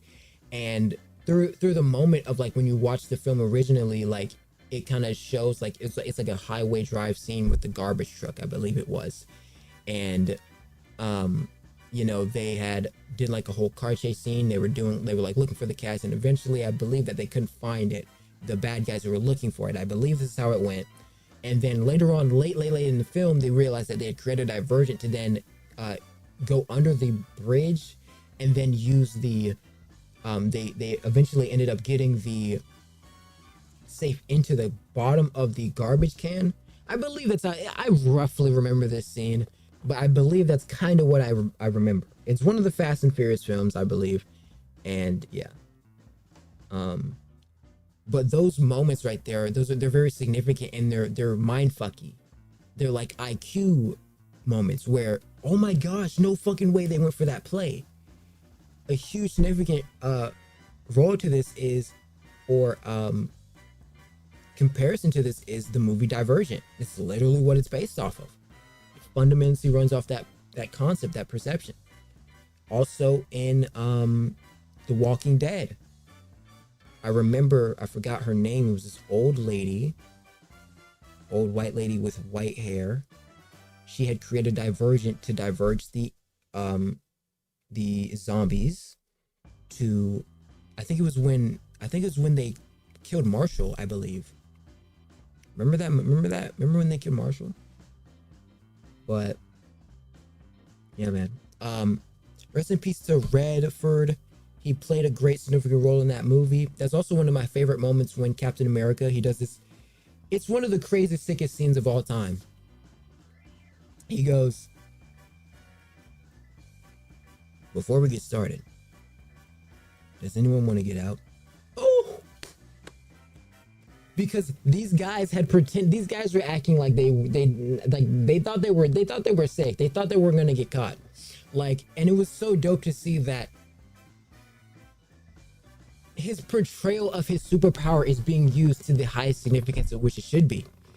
When we look at that moment right there, right? And this is why I like how they get Steve, right? Because they get Steve in these moments where they make sure Captain America is fucking sick every time. He has these perfect written moments. It's like the perfect fucking guy of all time. He was that nigga. He was that nigga. You wanted to be Captain America. Like, you wanted to be that nigga. Like, the way Captain America would just always be like, do the perfect thing in the perfect. It was like, the nigga was raw as fuck. Like, there's just nothing that there was nothing you can do to stop Captain America. Like, just from the aspect of, he's in this place with these tactical force guys, and you can tell, what I see it as, like, it's this intellect that is also superficial with him. He's not only a super soldier, he's not only super wise, he's not only super strong, he's not only super fast, but he's also super intellectual. Now, they do have a rogue moment where I think, no, not him, but there was another moment where another superhero was able to get drunk, which is kind of stupid because they regenerate. Regardless, though, his intellect, or at least his battle IQ, was so significant to where he knows what these guys don't even know. And it's the fact that you can tell this is from a veteran stance, from experience, wisdom, and intellect. And it's like, it's crazy to see how they set that moment up.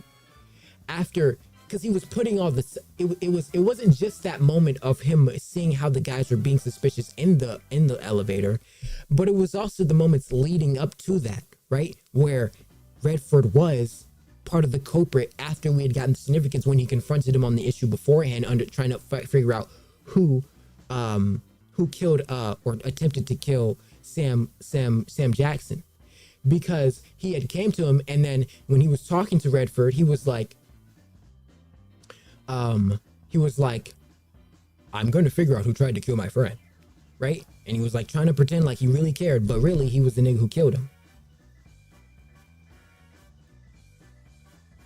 So what I'm getting at is, right, is that what is significant is that I believe that when Captain America is doing all that super cool shit, right, he's piecing together not only that, but he's like looking at Redford like, I don't fucking trust you because you had lied beforehand. And we still got a drop of that time when you shot your wife in the crib, but we had gotten that because we hadn't had notice of where she was. Later on in the film, we like, where the fuck his chick at? His chick gone. When you see her, no note of her, right? So then Captain America pulls up to the elevator. And then that's when it gets crack-a-lacking. And then he starts noticing this guy he's clutching. Why is he clutching? This guy's sweating. Why is he sweating? So then we end up seeing like, wait a minute. The guy ends up asking him a question. He says something like, I don't know. He has some stupid ass question, but it was a very sus question, right? And leading up to this moment, I forgot the significance of why, but I'm pretty sure it was just the fact that the guys they seemed to have some sort of inclusion with Hydra. And then the moment goes, right? They walk into the elevator. One of them's carrying a weapon on them, right? Someone's kind of moving a little bit odd, one sweating, and they also surrounded him all around him. Odd.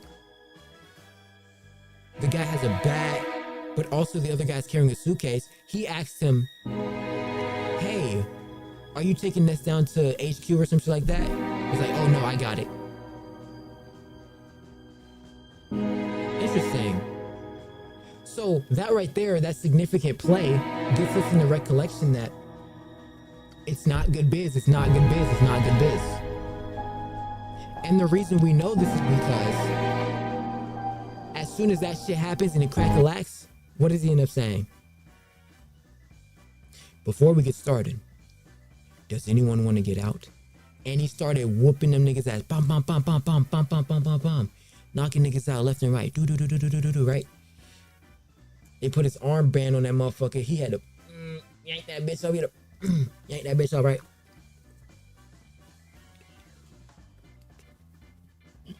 I think I gotta put my YouTube settings on ultra low latency because this camera's bugging. But that shit was awesome because then what ends up happening, he jumps out of the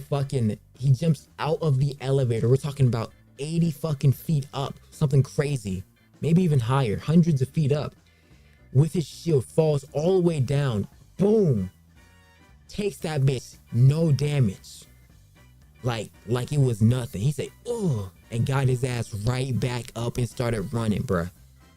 Then does the most craziest athletic shit, rides his motorcycle in front of a fighter jet, does some swirl pull, do.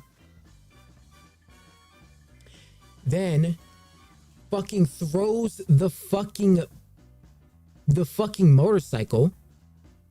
Or no, he doesn't throw the motorcycle. I don't think he does. But he lets the motorcycle ride, I believe. And then he jumps on top of the fucking plane, throws the shield, hits the two propeller planes, does a fucking Americana Hannah flip off of that motherfucker, and then lands back on the fucking motorcycle like he had not even, like nothing even happened, like he was too cold, like he was just walking in that bitch unfazed. That nigga Captain America was that nigga. We need more characters back in that bitch like that. I'm not gonna lie.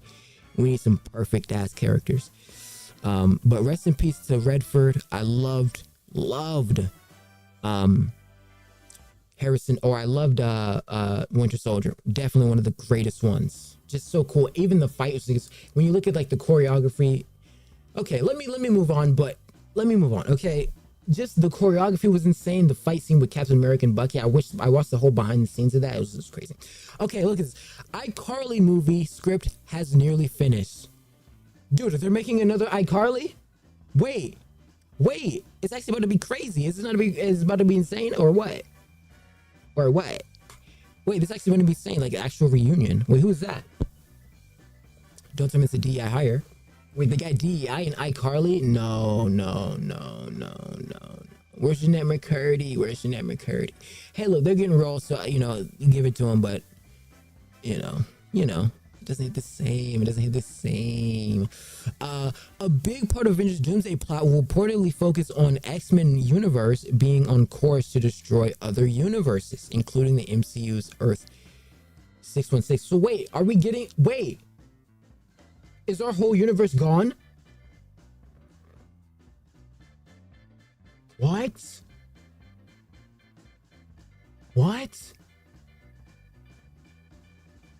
Our whole universe is gone? No way. No fucking way, dude.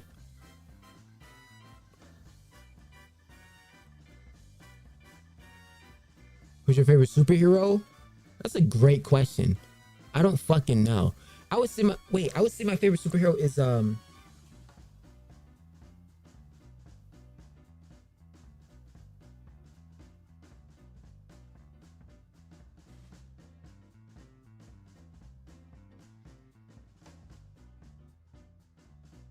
Doctor Strange.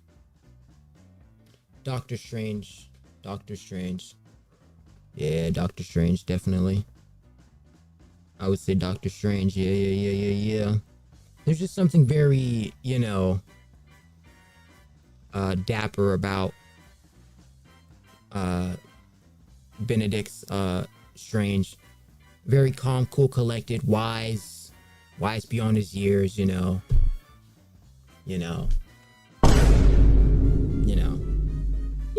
excusez-moi. But also he's just like, he has like the coolest power, time. You can control time, you can control anything, basically, right? Like, controlling time is one of the dopest powers of all time. It's an insane, underrated power. You can control time. Really let that fester in your brain. Being able to control time is fucking crazy. And he's a wizard. He can do what spells and shit. He can make shit move. He's one of the coolest ones. He has an Infinity Stone. He's definitely one of the coolest ones. Definitely, I would say my favorite one. And he also just has the coolest lines as well. A lot of the time, nothing compared to Steve Rogers, but definitely, I would say pales into comparison to a Steve Rogers, but is still significant in the deliveries that he has.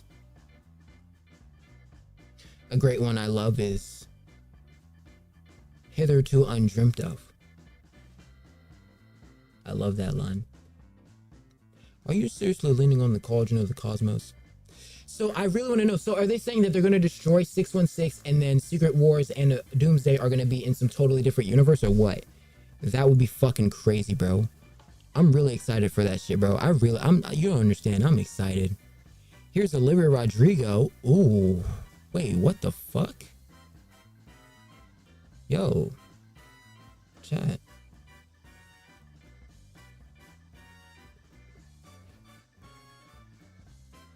She looks very nice.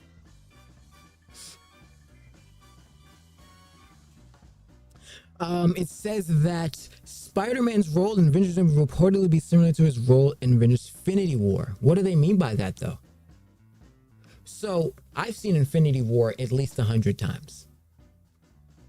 The biggest role that we get from Spider-Man, initiating from the past argument with Robert Downey Jr., aka Tony Stark, was that he was too young to join the Avengers. This was previously a tale to his internship or trainee from Civil War, remember? He gets this queen from this kid. He finds this kid on the internet. He stops a fucking 4-ton car before it hits a bus. He then scopes this kid, says, "Hey, you got superpowers. We know. We can sense it, right? We know. We're the elite fucking people of the world. We know." And then he goes, "Hey, you can join my team." Civil War, right? They go into fight. He goes thing. He does a cool reference movie where he figures out how to get Ant-Man down from referencing a movie. Huh. And that's funny. And But unfortunately, he sort of messed up in some aspects, or at least wasn't as, totally refined as, Robert at least hoped he'd be, right? And the lack of expectations, even though, Zendaya says never has expectations. Wise girl. I think that,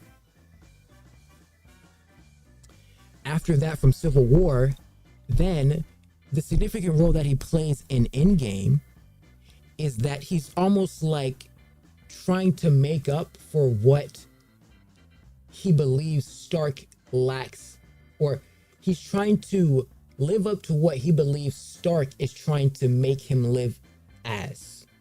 He's trying to live up to Stark's legacy to some degree, but not in that pursuit, because Stark hadn't passed away yet. But what I'm getting at is it's like an employee, literally, right? When you first get the job, or at least an employee in some degree as an example prototype, they want to work to show that they're good enough, right? He was trying to show he was good enough to be on the team. And you can tell this in a significant part where he was almost try-harding. Like, I can even attest to this when playing Fortnite squads. When the team's talking shit about you, right? You wanna almost say, bitch, okay, bet. When you niggas all go down and get knocked, I'ma still be alive doing what I do. And this was right where, so from the moment where he leaves the school bus, goes to the ship, gets to Stark, then Stark knights him into the thing, and then we get to that moment where Ebony now has Doctor Strange, and they say they want to meet him at Titan. The big moment where I remember was when Spider-Man ends up grabbing, when they meet him at Titan, and then Thanos throws a moon at Titan, hitting everyone. And the moment where Spider-Man was grabbing Mantis, he was grabbing Dave Bautista is fucking, what is his name? Drax. He's grabbing Drax. He's grabbing all the superhero, Star-Lord, all that, right? Kind of being like he's like OD trying his absolute hardest to make sure he doesn't fuck up. Like, everyone's like kind of lackluster because like they don't really care, and they're kind of lackadaisical heroes to begin with. But he was absolutely being on the ball with every second of the way. Is that what they're referring to? Do we believe intuitively, chat, that is what they're trying to say? Because, I mean, how can we live up to that point? I guess you can say because of the passing of Stark, he's going to try his best to live up to that stature. But another significant moment from Infinity War is obviously the point where he phases out. His only importance was from the school bus to the ship, from the ship to Titan, from Titan to phasing the fuck out. So I think that's what it's going to be. He's probably going to try to live up to Stark's legacy. Is that right or wrong? Because that's what I remember. I've seen that movie a trillion fucking times. Literally. I've literally seen it back to back. I literally, like, when I watch it, I know the lines already. I already know what line's coming up next. So I want to see what they're saying in the comments here. Turning to dust at the end.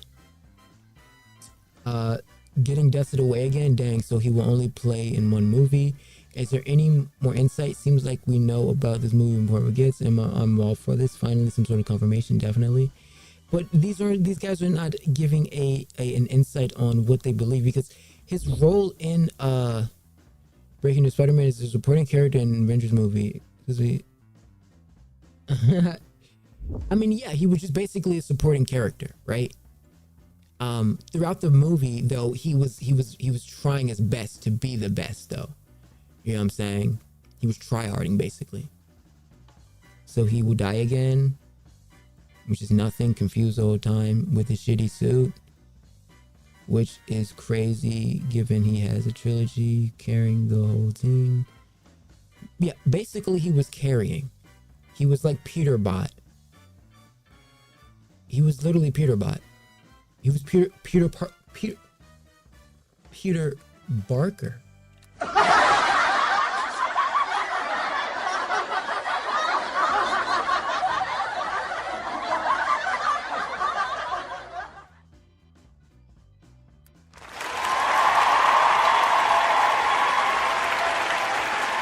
tryharding for absolutely no reason. Tryharding for absolutely no reason. So, I mean, we'll have to see. They aren't really giving much discussion here in the comments down here. It says, motherfuckers pretend to be excited. He had a good ass role in Infinity Rolls, but with his version himself getting a symbiote in the end, only then is gonna die again. So he's give him at least a big role. It's not Iron Man. Let's just hope he's majority role. I mean, we'll have to see, okay? I think that that's all it was, is that he was tryharding the fuck out of the film because he wanted to impress Stark, to show that he is good enough to be an Avenger. So he may be going to try to do that same thing, but with the sort of posthumous legacy of Stark. Correct or non-correct? Here's Jenna Ortega. Oh, Jenna Ortega. Jenna Ortega. When he likes you after you acting crazy. See, girls like doing that. That shit's annoying. Like, chill. Chill, bro, chill. Chill, bro. Chill, bro, chill, bro. Chill out, bro. Chill out, bro. You ain't have to do all that, bro. Steve Rogers is reportedly one of the people who caused the incursions in Avengers Doomsday. I don't particularly know what that means. Are they saying that he's one of the people who created a Nexus event in the timeline after going back in time to meet him?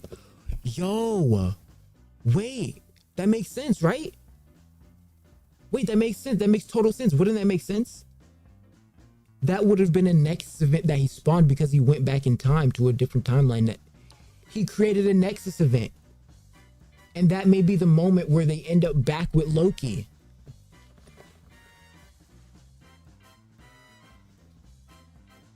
Wait, we just cooked.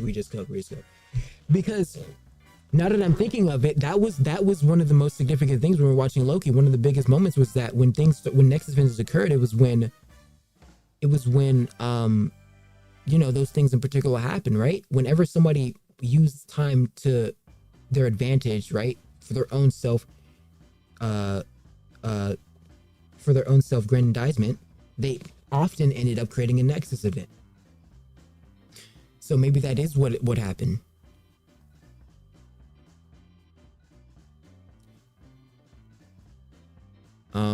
Okay, crazy incursion. Me after Israel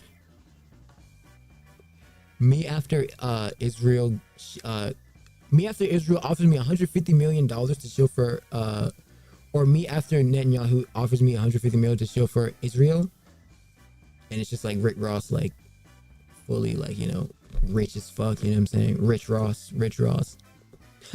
Hey, Turning Point US. Hey, what do you need me to show? 150 mil? I'll do whatever. I'll do anything. I'm doing it all. Oh no, I'm doing it all. No, I'm doing it all. 100%.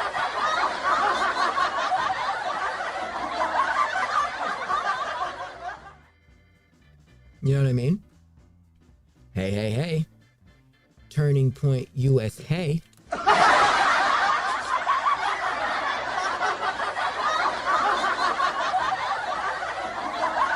I'll show anything. I will literally do 150 mil? She. Dude, 150 mil is crazy, bro.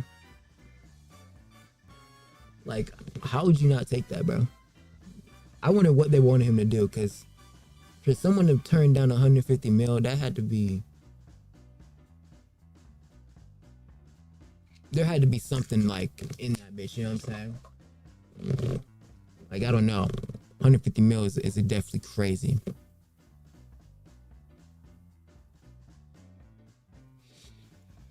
Alan Cumming. Oh, Alan will be coming.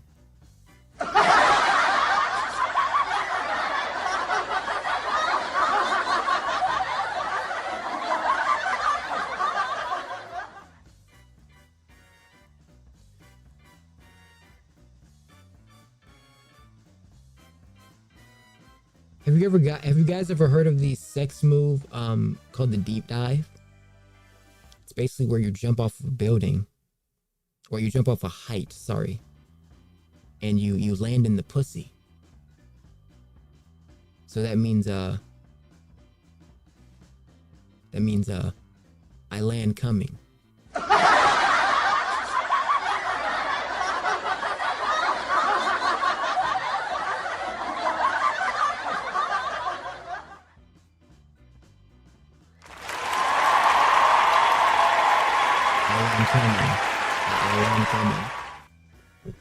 So reportedly, Alan Cumming, when asked if Halle Berry will return as Storm in Avengers Doomsday, well, maybe she does. I mean, she's obviously returning. You have to. I mean, like, I'm all for a new cast. I'm not gonna lie, because sometimes it does get annoying seeing the same faces, but come on, it's honestly, it's not even just for new cast. It's that Halle Berry was a legendary Storm, She was a legendary Storm. It's not like any old character, Like that, the guy with the goggles could be replaced. We never really gave about him. That fish guy. Remember when the black guy was like this fish guy? Dude, it wasn't something like they killed a guy who was like basically supposed to be unkillable. It was because of a black character, or like that's what the joke is. Like basically he has like apparently like impenetrable skin. Like nothing in the universe can impenetrate his skin, and he still died. That was funny. They killed off an unkillable character. Like, that's so funny. Your soulmate would understand you even when you think you make no sense. True. Look at it. It's Olivia Rodrigo. Rodrigo. Dude, I don't even wanna. Nah. Rodrigo.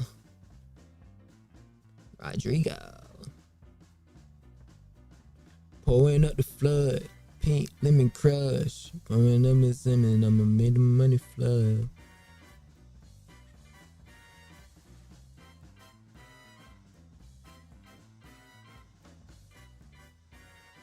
Oh, here's her again. I guess this was at the Emmys after party.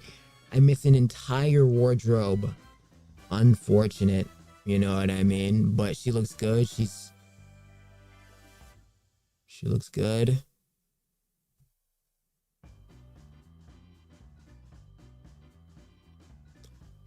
Type stuff.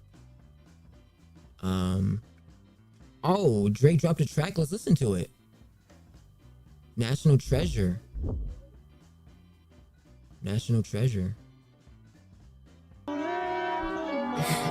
Yeah. For the city though. Yeah. You gotta light the tower up for this. Yeah. Okay. Yeah. Out in the six, I'm a national treasure. The niggas that bad me gon' bad me forever. R.I.P. Kobe, but y'all niggas brokey. That's probably why y'all be shacking together. Like Capo and Lita got habits together. Like couples vacation, they packing together. Like rushing to finish, they'll slap it together. The charges like COVID, they'll catch it together. They hate me so much, it's a sickening thing. They must have heard wrong on the call. I sent them a sack cause I wanted you shipped to the king. When you was a part of the team, we used to be planning our Mexico trip in the spring. We must have been dealing the spur of the moment. Cause why did we think you could get us a ring? They bragging about how you went home, the fucker they home. Crody, we threw him away. G-Pop sent us a real one from Dago, and next thing we knew we was doing parades. Fuck all you pussy man who could relate. Might just go take me a walk by the sea. They diss on a boy till they blue in the face. I put on the faces that's blue in the safe. Really can't find me the words, you niggas is birds. I wish that I knew what to say. Who we a block, I don't see a face. Your first time back since back in the day. First time lit since back in the day. We needed that chip since back in the day. My mind on the money, I'm racking my brain. And none of you pussies is acting the same. None of you pussies is acting the same. None of you pussies is acting the same. Mind on my money, I'm racking my brain. Niggas is famous and still want some fame. Hit up my phone and try and explain. But this one I'm not trying to fix. This one I'm not trying to fix. Ay. Don't stick around in 6. Don't stick around in 6. Can't believe niggas is grinding like this. I'm in the woods with the motherfuckers. Oh man, don't run the song, man. Come on, man. Come on. She not put the brick.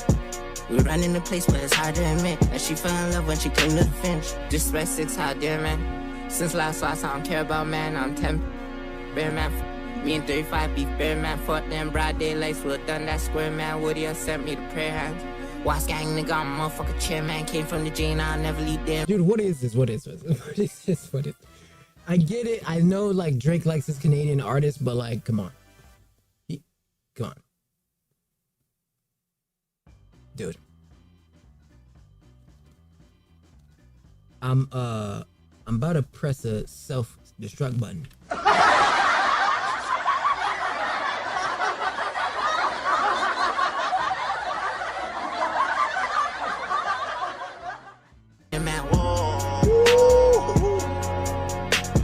Came to the block and it looked like I rap. Live in the field and we under attack. Who's that we before I aim in this walk away? Why do you think that I walk on my shit? My booming red up. The boy is the cruddy, the biggest for lack. He is the biggest for lack. Be a fire cause they know about that. Until it's hot in this.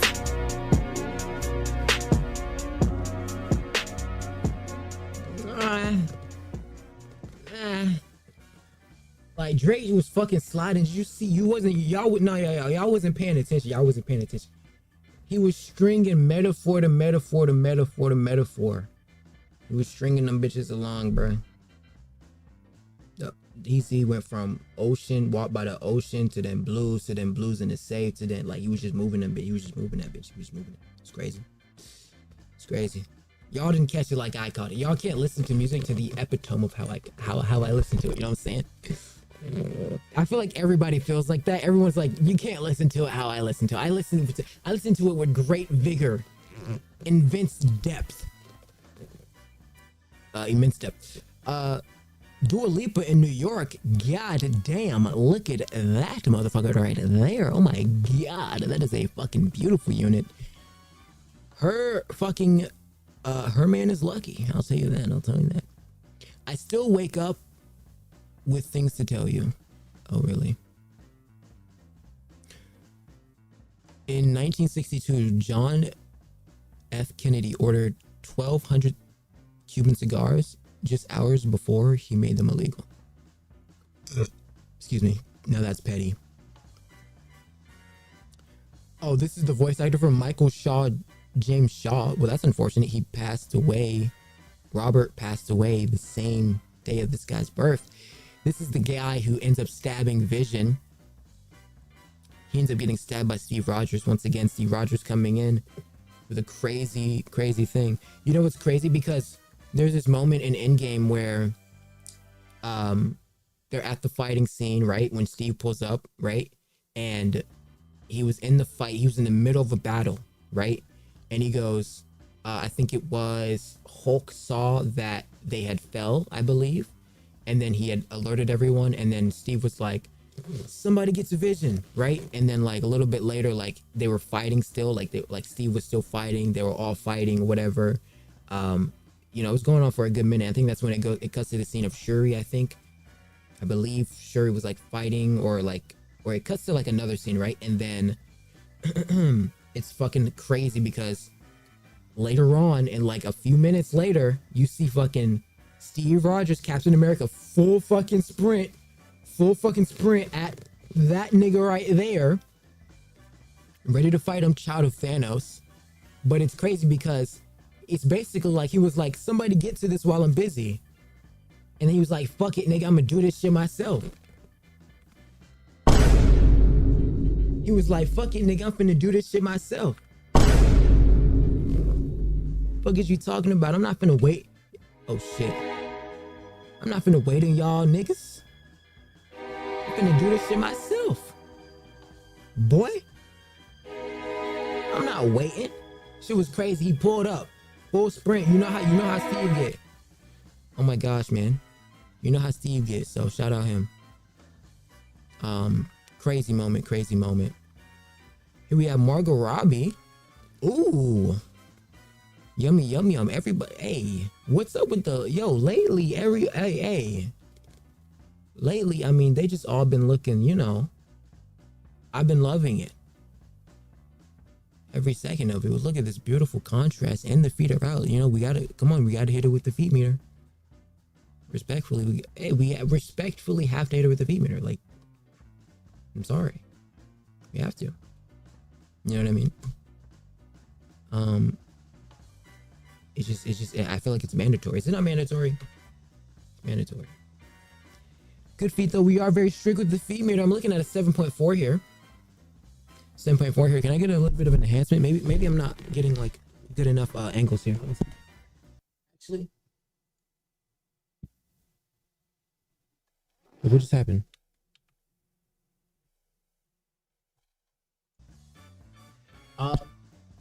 Actually, no, never mind. Okay. I'm actually looking at an 8.6 on those. 8.6. I had to get a better angle. And we're very strict on this feet meter. Very, very strict. Very, very strict. Very, very strict. It doesn't, you know, you can get a 4 on the feet meter. Bad feet are bad feet. You know what I'm saying? I gotta have some pretty feet. Respectfully, who can have a girl with ugly feet? Like, come on. Ugly feet is like a straight indicator. It's like a indicator like there's no fucking way this could last. If you got ugly feet. I'm sorry, I discriminate against feet. I'm a feet discriminator.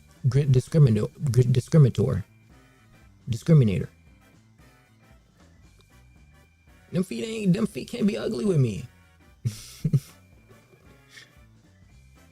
Like, word. Look at Olivia Rodrigo. Ooh, it looks so pretty. I can't do ugly feet. Like, it's just not it. Oh shit. Here she is back at another party. Says with Michelle Monaghan. Haha. There's just no way, right? There's just no way, right? Like,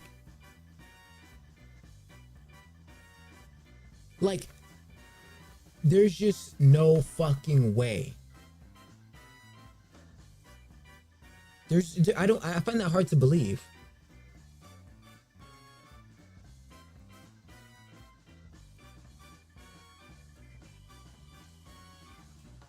Like, I feel like is that not a crazy coincidence or no? Isn't that one of like the craziest like coincidences of all time, chat? Or am I tripping? Am I tripping or no?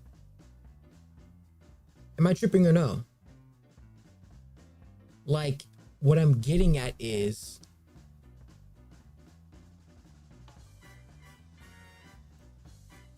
what do you call a duck? I don't know.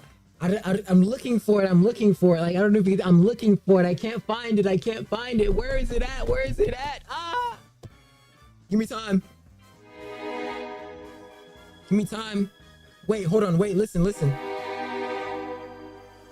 Wait.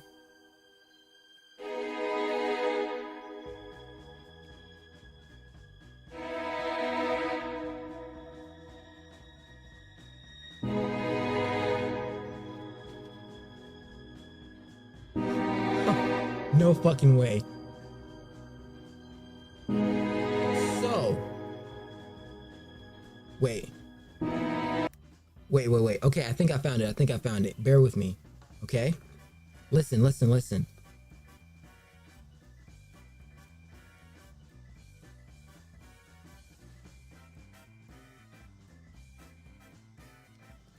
Hey, if Charlie Kirk ever resurrected from the dead, what do you think his new Israeli slang or motto would be? Michelle Monaghan.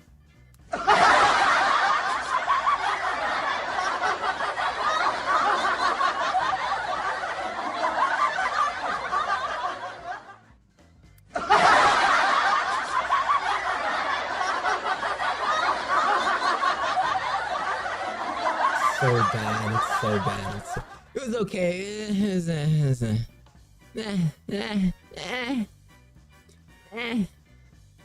It was an attempt.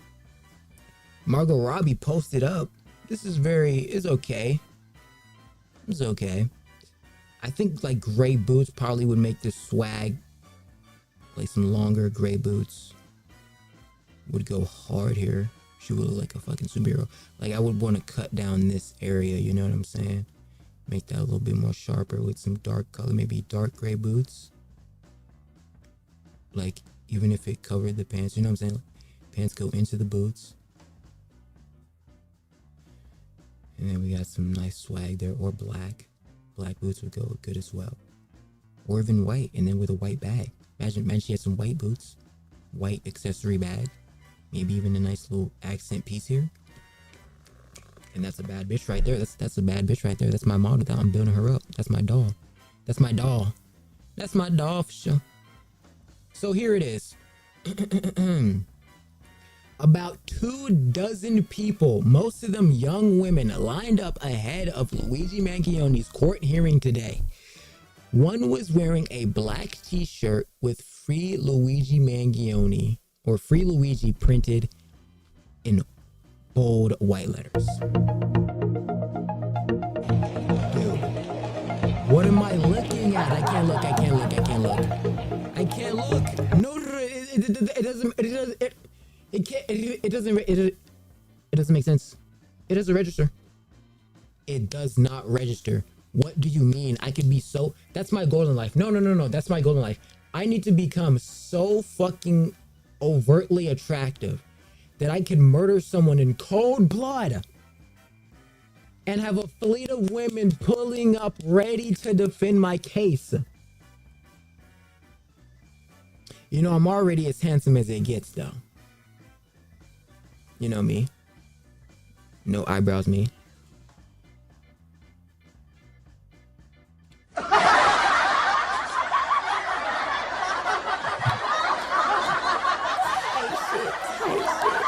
I just find this crazy, right? Like, because these girls are kind of mentally insane. And I'm not going to say significantly, but it's more so that the severity of the situation of the stakes are that this guy killed someone for no reason. I guess you could say out of emotion. Hey, there's a guy being emotional. You know? They say. You know what they say. Guys be emotional. Guys be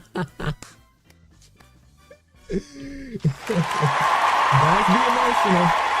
You know what they say. Guys be emotional. Women be shopping. Guys be emotional.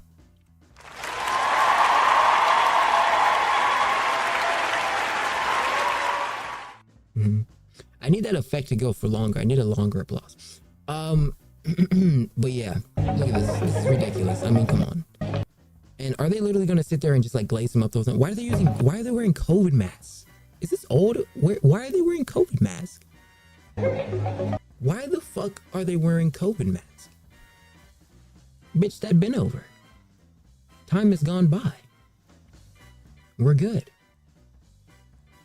The bats are in the cave. It's okay. No need to hide. Shiloh's here. I'll protect you.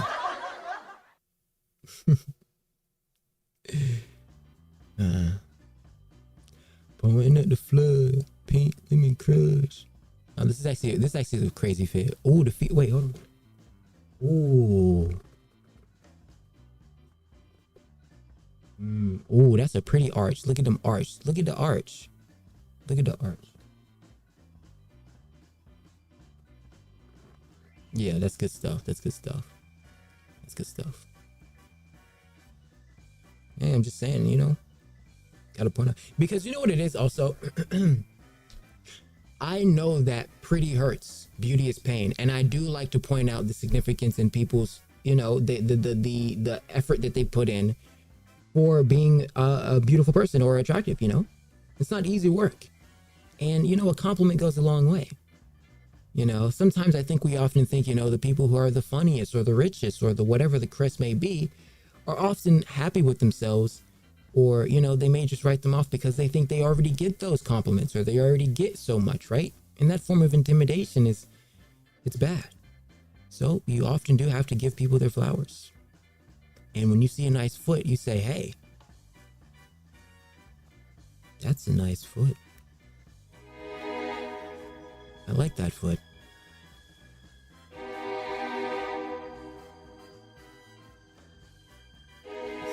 There's some things I want to do to that foot. I wouldn't mind I wouldn't mind a touch. What's wrong with a touch? Nice little pinky. Little pinky won't hurt. I mean, hey, little pinky won't hurt. I'm just saying, little pinky won't hurt. Little big toe. Yeah, little big toe. I like the soles. Very smooth. Elegant. I like when it's smooth, nice oily. Ooh! Don't put no oil, hey! Whoa. Oil in the mud, might have to fry it. Call it a fried foot. Beef fry. Brianna chicken fry. You know what I'm saying? Hashtag Raising Cane's. Sponsor me. Flipping feet. Magnolia. Hey. Toes too. Don't forget the details of the toes too. The crest, the arch of the foot, toe width. This matters. Significant foot width, all of it. It matters. You know what I'm saying? Let's see.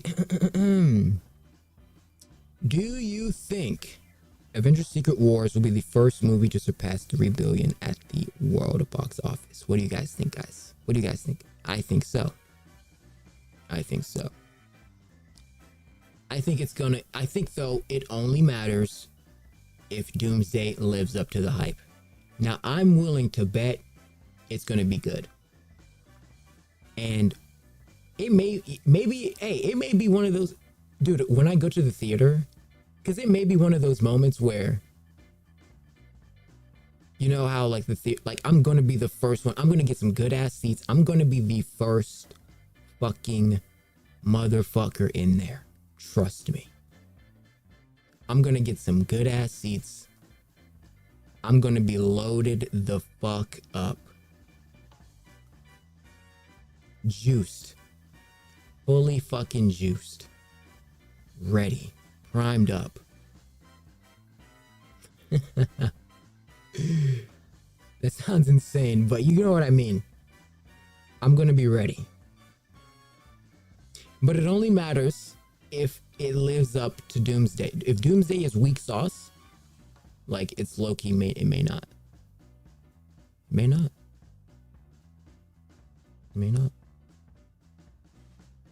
But I'm going to manifest that it is amazing. Both of them. I'm sure they're both going to be crazy. Fire. I'm assuming Doomsday is going to be hard. With the green stuff, I'm looking at Doctor Doom and Loki for being significant characters with the green. That's just the aura I get. You know what I'm saying? Apparently Kang's returning. We'll have to see. Maybe it just be, he gets 200 pumped in there, but hey, it'll be fine, right? At least he makes it. At least he gets back in. Hey, at least he gets back in. Because I want to see Jonathan Majors, do good. And it does suck, right? The unfortunate thing that did happen. Or did not.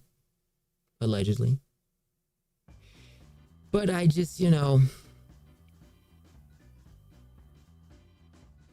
want the best. I want the best for everyone. Regardless, I hope that it does pass that threshold point. Looks like it can be. Margot Robbie in NYC today again. And look at this. This is a nice one. Yeah, on the feet meter too. Nice feet. She's got around 8.6. Nice color too. Look at the color. It fits her, like it fits her perfect. Like, like the skin tone. Like she's got like a little kind of tan. It's nice stuff. Little bag wouldn't hurt. Or like a belt. What about? Interesting. It kind of looks like snakeskin or like almost like recyclable like stuff. You know what I'm saying? Like, what is that material called? I don't even know what it is, but it's nice. Nice look. Probably go 7.8. Let me see. Oh, here it is. Oh, this is it. Me if Israel offered me that $150 million. Looking at my bitch, I bet she give your ass a bone. Hey, if you need me, whatever you need me to sell. I'll be here. Hey, BB. BB no money. I'll be here. You need me to show something? Huh. I'll show me noggin. Hagen Baruch Hashem. Baruch Hashem. What do you need me to show? I'm here. I'm ready to. Let's go, mate.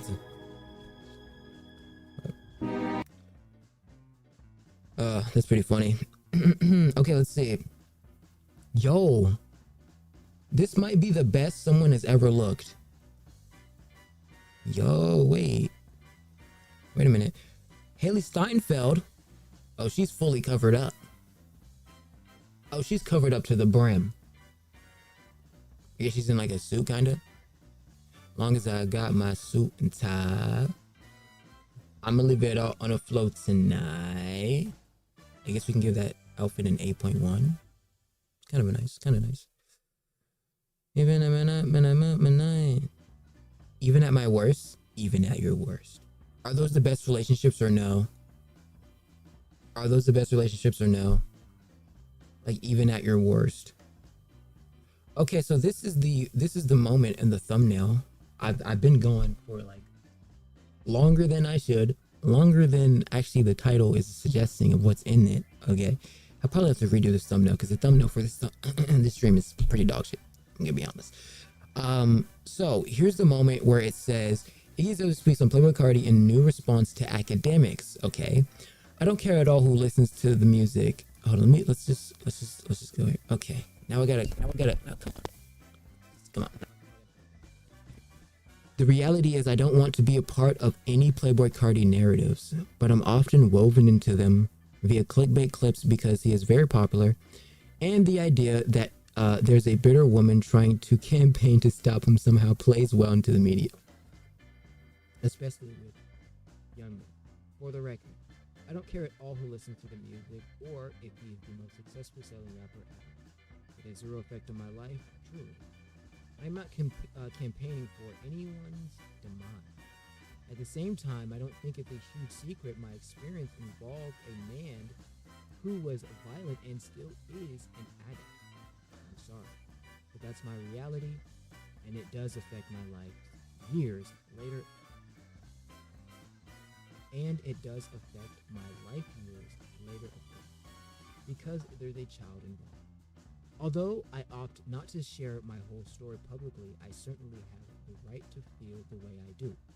The impact is lasting, and I don't appreciate Akademiks' attempt to paint me as some scorned loverbird brain simply because he has a relationship with the artist/artist team and works as a mouthpiece on their behalf.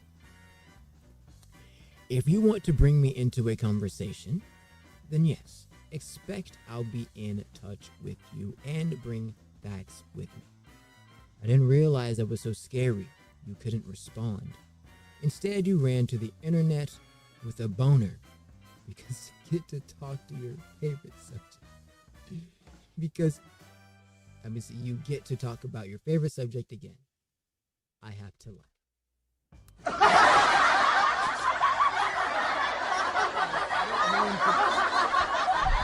So, I don't know in particular. Did that pick me up? I hope the mic picked me up. That would have been so cringe if it didn't.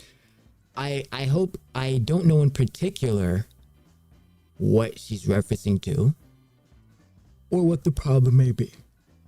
It has arisen to me that she has, I guess, been the narrative of being the bitter baby mama, which this kind of is an ironic post, even though it probably isn't in it, right? It's just her addressing it. It does like look like that, right? Just like face value, like on paper, right? But I can understand because it probably does get annoying, right? To some degree. I'm sure though that Playboi Carti and Iggy Azalea have probably gone through a lot and have to some degree have to settle their differences. And honestly, Akademiks is just, he's just like us all. He loves gossip. He likes drama. Everybody loves drama. Look, Everybody tries to pretend they don't like drama. Oh, I'm so unfazed. I don't like drama. Almost everything is drama when you really think about it. The news is drama. Politics is drama. Sports is drama. The UFC is drama. Everything's drama. Everything's gossip. Everyone tries to pretend, oh, I don't gossip. Oh, I don't. No, you gossip. Everybody gossips. It's fun. And the reason I attribute this, I choose, like, back in the day, nigga, we used to watch people, like, really think about this. A form of entertainment back then was someone getting their head cut clean the fuck off. Like at Coliseums and shit, you would see fuckers get ran through by bulls, get fucking clobbered by big sticks and metal and shit. Big ass, like, what do you call those things with the fucking ball of spikes? Those big ass swingy shits. I don't know what you call them. I don't know what you call them. But those shits are crazy. So, dude, everybody likes entertainment and gossip and drama and crazy shit. Don't let anyone psyop you into thinking that they don't gossip. Everyone gossips. Now, it depends on who does it publicly or in the public eye or like in front of people's faces, right? That's the matter. Because the Akademiks is he's just a gossiper, or like it's really just for the show, right? Or like his you know, his stream or whatever, right? But I do think there's like this wither in the world where like you can't gossip. Everyone, you know, gossip is good, honestly. I'd say gossip is good. It'd do good on you. You know what I'm saying? Look at Harvey Levin. He's 75 years old. That gossip has got him young. Being messy has got him young. I guess you extract. I think that just may be a Jewish thing. I think Jews often look younger than they like portray. I mean, some of them, right? But like, it's like you extract the energy or something. It's like an extrapolation hoax paradoxical nature. So yeah, hopefully, you know, Iggy and them settle their differences, and I generally think they should be fine, you know, in the future. Just know if I ever tell it all, bet don't know nothing about Barty. She trying to lie to get more clout for her crypto scams. Stick to clout chasing on Neon, while Barty taking the whole gang on tour.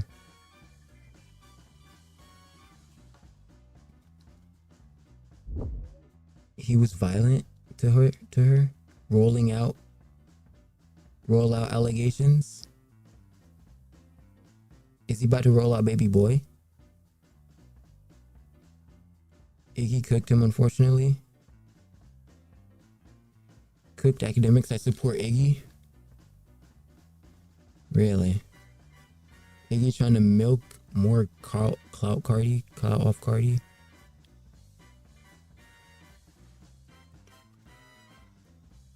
She is cute, isn't it? Okay.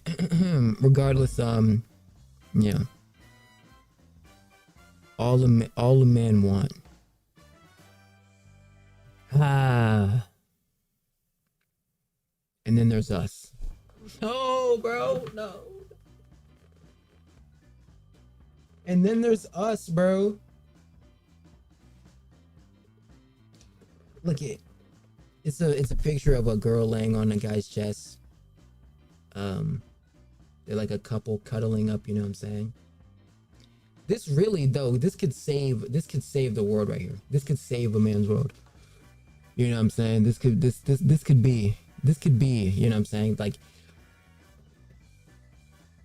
I think most guys want this, right? You want the nuclear family. You want to just have a fucking like a family, right? But it's like the socio-economical politics try to refrain from this in every single encounter possible. You're not even in bed with your wife anymore. You're in bed with society. And a lot of the girls are going for that. They're taking the bait. They're going with the flow, not realizing that they're part of the problem. They're in the psyop. This right here is all a nigga needs. He doesn't need a nagging ass bitch in his ear all day. He just needs a nice companion who's willing to respect him and his boundaries and be inspired and admire the attributes and things that he possesses, and have ambition in the world to want better and more for you and your legacy, your family's legacy, right? That's like the whole thing, right? But it's like society, it's like they try their hardest, right? Whether it's social media, whether it's through financial institutions, education institutions, or just psyoping people just in general, right? It fucking sucks. It does. No, it does. But that's where we're at. Because this right here is like one day before the situationship ends. This is right after the whataboutism ship sails. This is right before you enter the isolation ship and you never crawl out of it again. This is right as it happens, and you're just like, wow. You know what I'm saying? Everyone's just chasing these situationships and all this, like, mustard stuff, mustard, custard, crusty bustard. Look at this. It's Anne Hathaway. Ooh, Anne Hathaway. Her tongue's out, fun's out.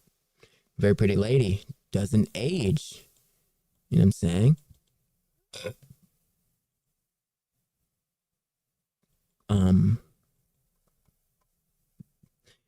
Howdy, wanna eat my bone. Oh my god, I have all these open. Hold on.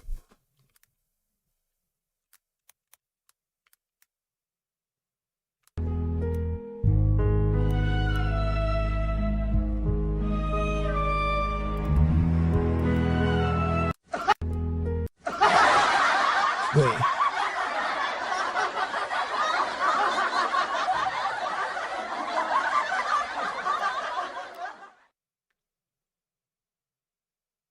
Party like a Rastas and I still on Sunday. I don't think I can show this. But here is Christina Milioti. Okay. Accidentally dropped her Emmy as she fell the party. At the after party. I was listening to this freestyle the other day. I was just like, hey, in the after party, party, party. In the after party, party. At the party, Showers on the foot for that you don't get me started. I just like the beginning of it, like the way it goes, like, because the beat's like, I didn't really do it, but like just the way I like enter it, like they in the after party, party, party, at the after party, party, at the party. So it's trying to for that she don't get me started. I don't care what they was on. Yeah, come in, Charlie, like SCS. Off a pill, popping that we on that. Yes, we sex on the fucking timeline. You're my best be next. I'm here, sir. Yo, she's got the, this is that. You know what I'm saying? Oh, she fell over. Oh, hey, Christy, hey. Whoa, Christy, whoa. Yo, pick it up. Yo, pick it up. Yo, pick it up, Christy. Get up, Christy, get up. Get up now, get on up. Stay on the scene like a sex machine. Get on up. Yo, look up. Yo. Look how she's grabbing that, bro. Look how she's grabbing that, bro. That's crazy. That's crazy. I'm not gonna lie. No, there was another, let me see. Where is it at? She did ASMR?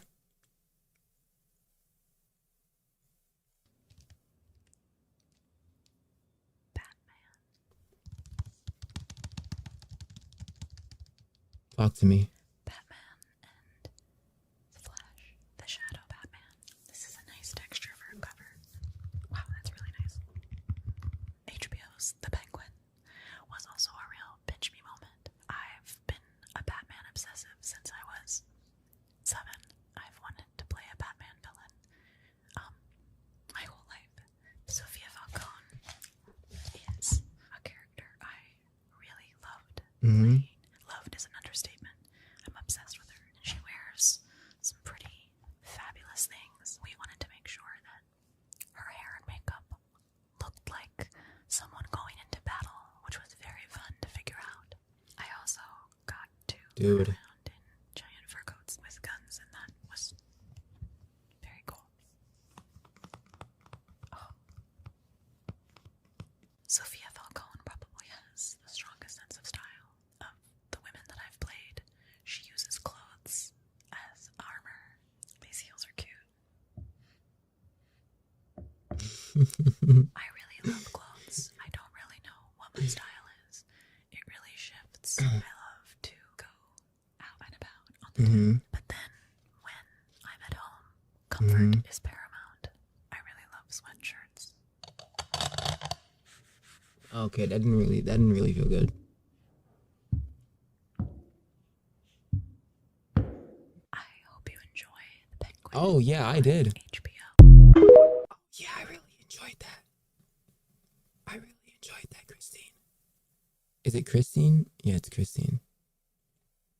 Hold on, there was another one.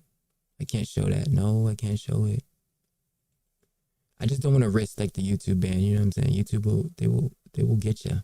Oh, they'll get you. Oh, they'll get you. And after party, party, party. And after party, party.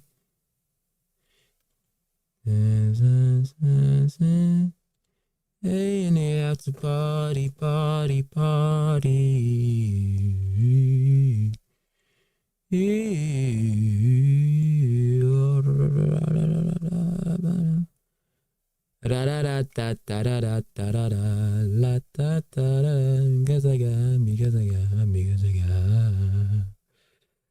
That is funny.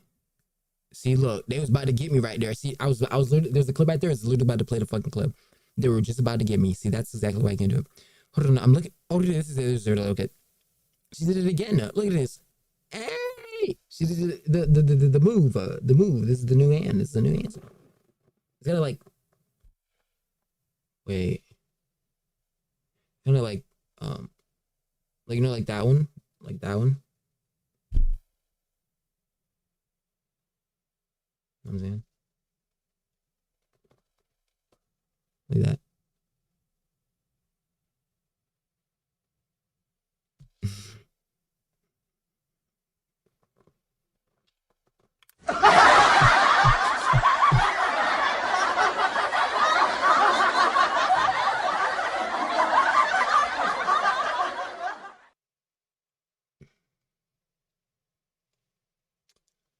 Tight shit. Let me see.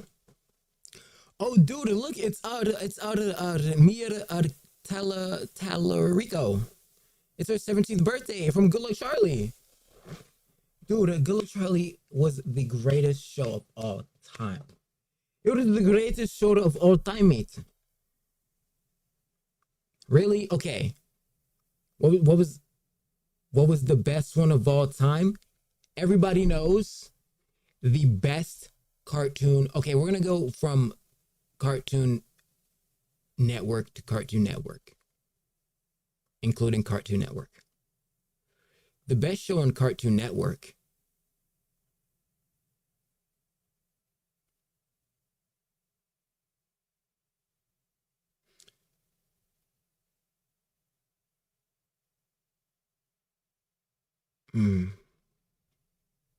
I'm thinking either Gravity Falls,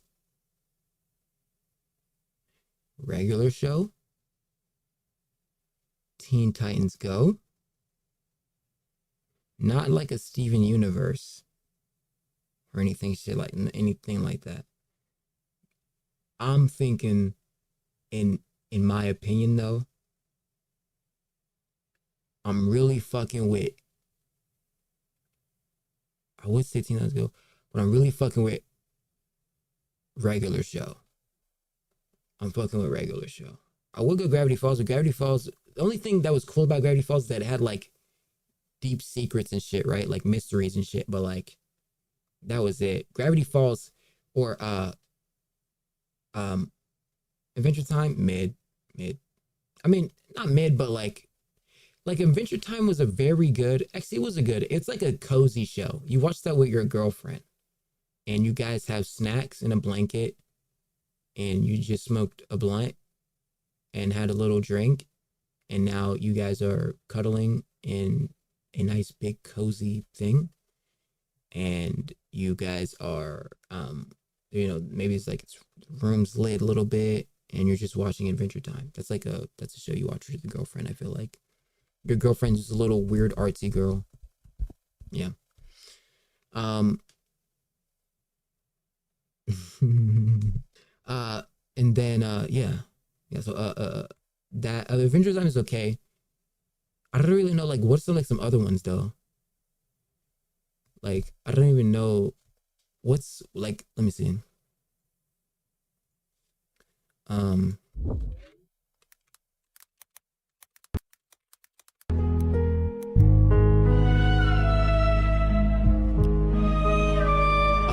Powerpuff Girls.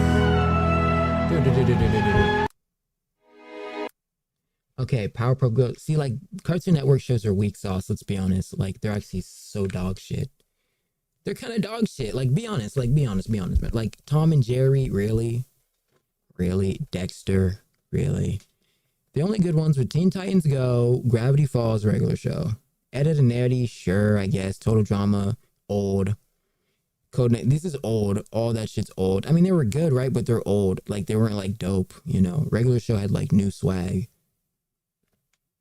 You know? Yeah. Let's see. Now, I would say my favorite Disney show, honestly, okay, if we're going, because then there's Disney XD, right? Disney XD was kind of like the cool guy one. If you, like, Disney XD was like, oh, awesome guy stuff. With, like, Kicking It, Kick Buttowski, I think, was on it, maybe. I believe Lab Rats was on it.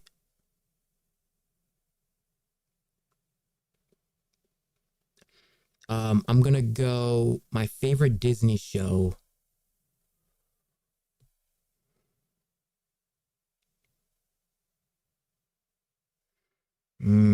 That's hard. That's a hard one. There's so many good ones. I kind of want to go off the top of the dome with a popular poem first before we go, like, we search it up and, like, we get, like, some good recommendations, you know what I'm saying? But, you know, I like the best, you know, I was a, you know, Liv and Maddie, Austin and Ally, Jesse, Cody, them, you know, Sweet Life, all that, you know, damn, bro.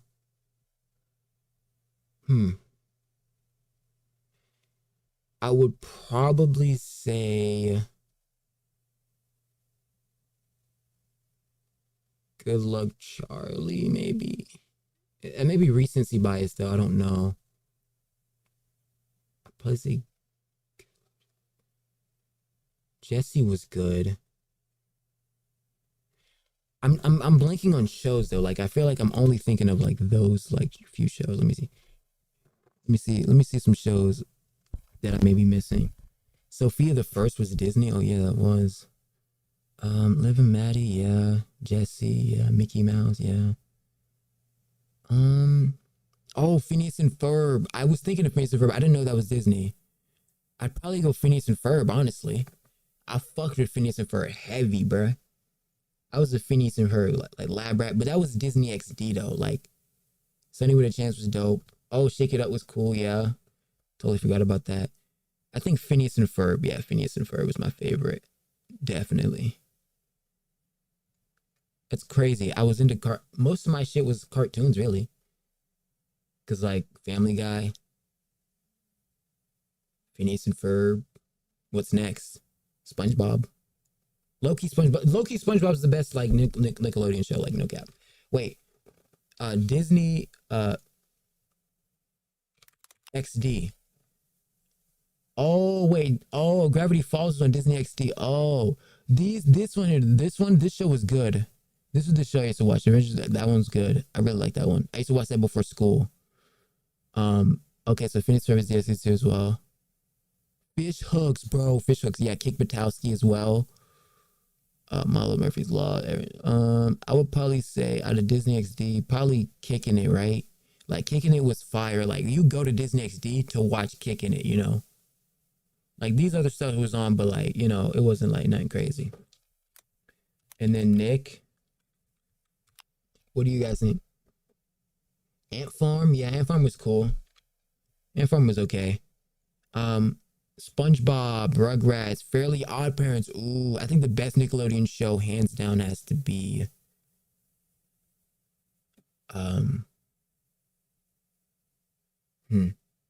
there's a lot. I want to say, I would like to say my favorite watches was like Victorious. I think Victorious was my favorite. I think Victorious. Yeah. I think I might go Victorious with that. I mean, either Victorious or SpongeBob. I know that's hilarious, but like, it just is like, it's just fire. It's just a fire show. Victorious, SpongeBob. Because there's no, with the cartoons, right? They're not limited anything, right? Right? Because like the shows, the live action, they're practical. Everything kind of has to work. They can't use too much CGI, right? It's like basically just theater.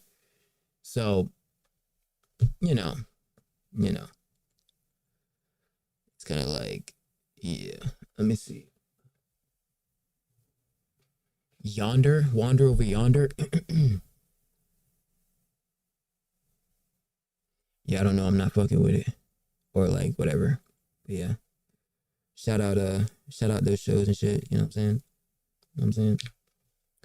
Off a pill, popping that we on that. Yes, we says. Oh, let me move this here. Wait, is it going still? We hit 10,000 today. That's nice. On the fucking timeline, yeah, my best be next.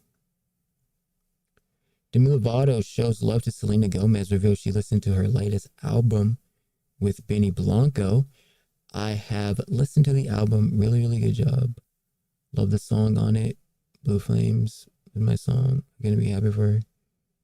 Oh, she's engaged. I wish her the best. Shout out Demi Lovato. Demi Lovato. Demi Lovato. Mia Khalifa. Mia Khalifa.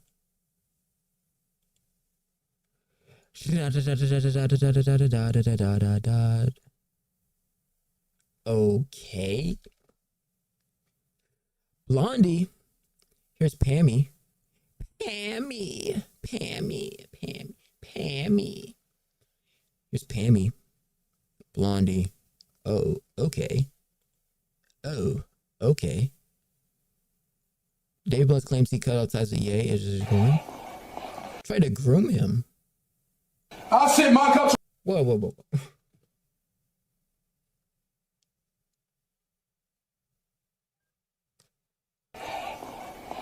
I sit my cup so I'm lazy. White bitch when I have my baby. She hit my phone on the daily. Classic lines. Kanye West because that nigga try to groom me. Niggas in my city try to groom me. West because that nigga cut off Kanye West because that nigga try to groom me. Niggas in my city talking about how they gon' shoot me. What does he mean groom? Like, does he mean like in like a business way? Dude, my fucking eyeballs, man. Like, what does he mean? Groom, like nigga built like a pile of shit.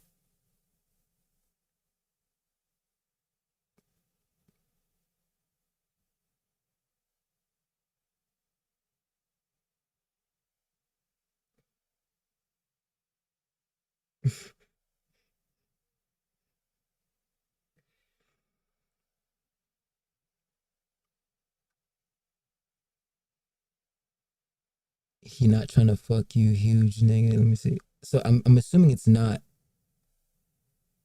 Birthday, bitch. What you talking about?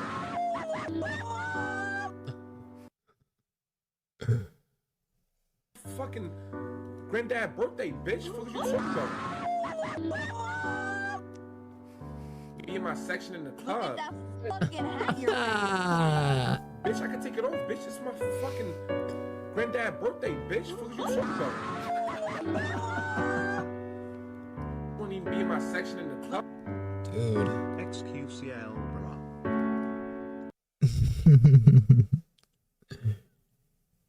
Nothing gets him off.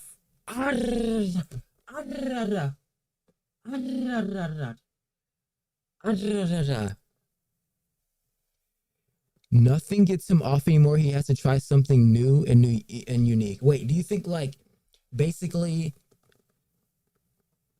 Do you think that chat? Listen, do you guys think that celebrities, and really speaking for the guys, I guess girls too as well, but guys get so rich, so famous, so powerful with so much status, they can fuck any girl they want to the point where they get tired of fucking the girls they want, and so they start like indulging with other people, or no? Because they got tired of fucking the same thing over and over? Or no? And do you think like that's led to like weird kinks and like often like crazy sexual desires like BDSM and crazy shit like that, or no? Dude, oh my gosh, my ankle, bro. Oh, that shit hurt. Oh. Yeah. Okay, let's see. And nigga tried to groom me. Now, I don't know if he actually did, but like that's crazy. Like Kanye West and Dave Blunt's having sex. Like that's like a woman taking accountability.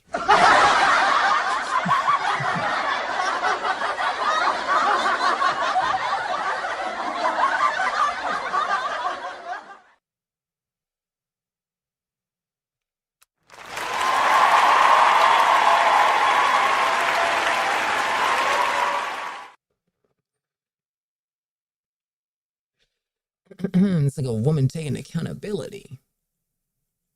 It's a good joke, right? No? Okay. Okay, let's see. Odd. Didn't expect him to say that. I'm not gonna lie. The morning show? Is this a thing? Has been renewed for a 17th? Who's that? Is that Witherspoon or no? Shout out Witherspoon, if that's Witherspoon. Aniston and Witherspoon. Oh, look at this. It's the girl from Fortnite, guys. It's the girl from Fortnite. Oh my gosh. Wait, it's actually her though. Like actually the girl from Fortnite. Like genuinely. Shout out Sabrina Carpet. Shout out Sabrina Carpet.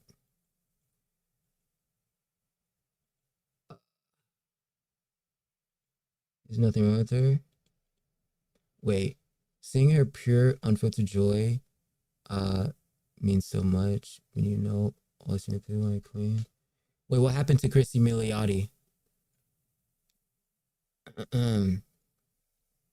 Okay, let's ask Rock. What happened to my beautiful queen?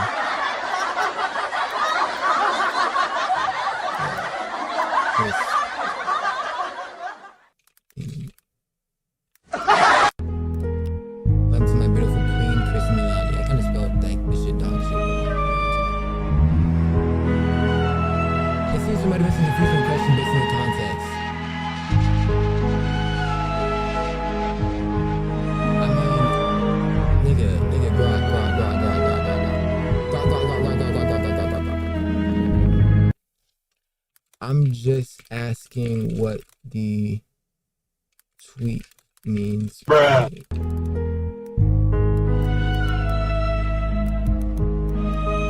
What she said? going through something. She acting like, goddamn, she got abused or some shit. What happened? I don't know. I want to know. I'm interested. I'm intrigued.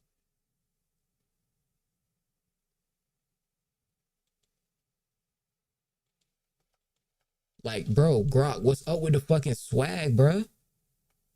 Like, you, come on. What are we talking about, bro? Bro. Bro. Tighten up.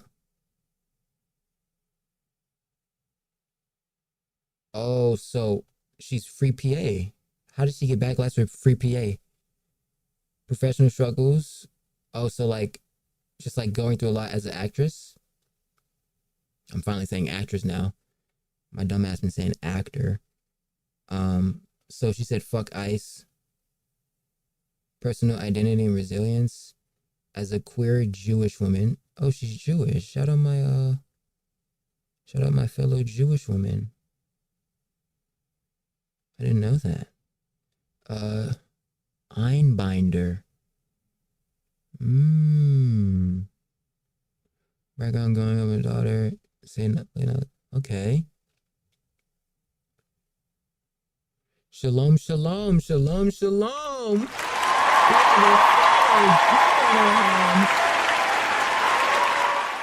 Very gorgeous too, and she's beautiful. Honestly, that's what makes sense, right? And she's kept her youth. This is what I'm saying. The Jews, they keep their youth. Genuinely. They always appear younger.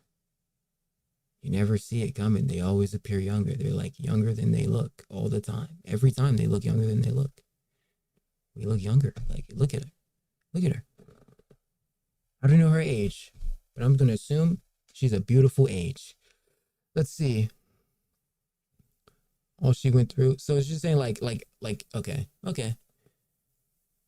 that's good. I just wanted to like see like, like any domestic and abuse, like that would be crazy. And that would suck to see. You know what I'm saying? That's what I really didn't want to know. I didn't want to see.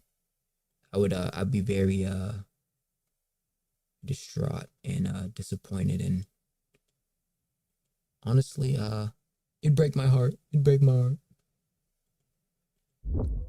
Bro, my eyes, man. Oh, look, I have a hot dog here. I'm like Jennifer Coolidge now, like actually. Oh, like a bad hot dog. I think it's how the saying goes, right? She said something like that. Like a bad hot dog.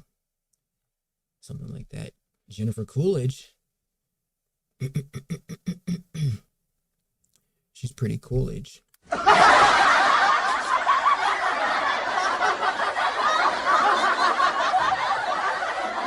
Twitter just to open it up again. Real.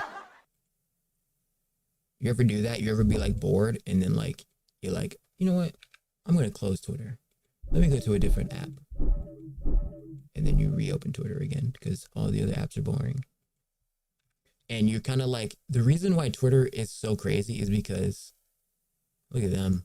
Wow, that's crazy. Crazy face. The reason why Twitter's so crazy is like, see, this is solidarity I can fuck with though, Fuck with it. The reason is like, cause like when there's a moment popping off, like you want to be there for it. You want to be there live. You know what I'm saying? Like when the moments happen, like a Kirk death, fucking the Montgomery brawl. You know what I'm saying? When shit happens, like you want to be there for it. It's like it's a thing, I feel like. In the after party. In the after party. These are just a couple outfits, fashion outfits here. Nothing crazy. Oh, hey there, Jenna. How you doing? Didn't see you there. Hope you're well. Hope you're doing well. You look very lovely there. Yeah. Oh yeah.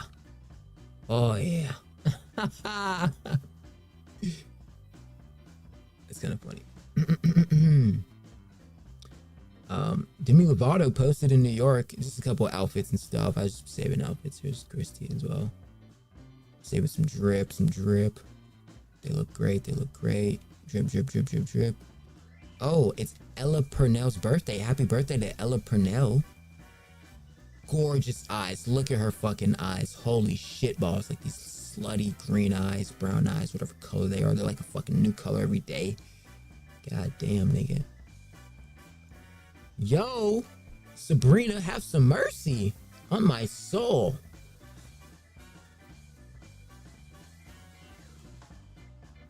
Hold on. There's this one clip of Bruce where he goes, you sitting over there like nigga won't slide in that little shit. I slide in that little shit. You must want a nigga come and slide in that little shit. At least you see one in there, put it up, I don't really know like the line of line, but like that's kind of how it goes. You must want a nigga to slide in that little shit. I slide in that little shit. I slide in that little shit. That's funny. You must want a nigga to slide in that little shit. I slide in that little shit.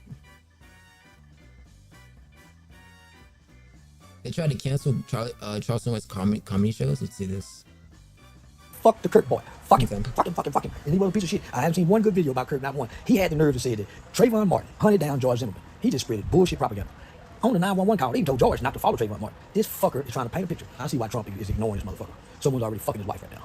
Someone's fucking Charlie Kirk's wife right now. I'm sure.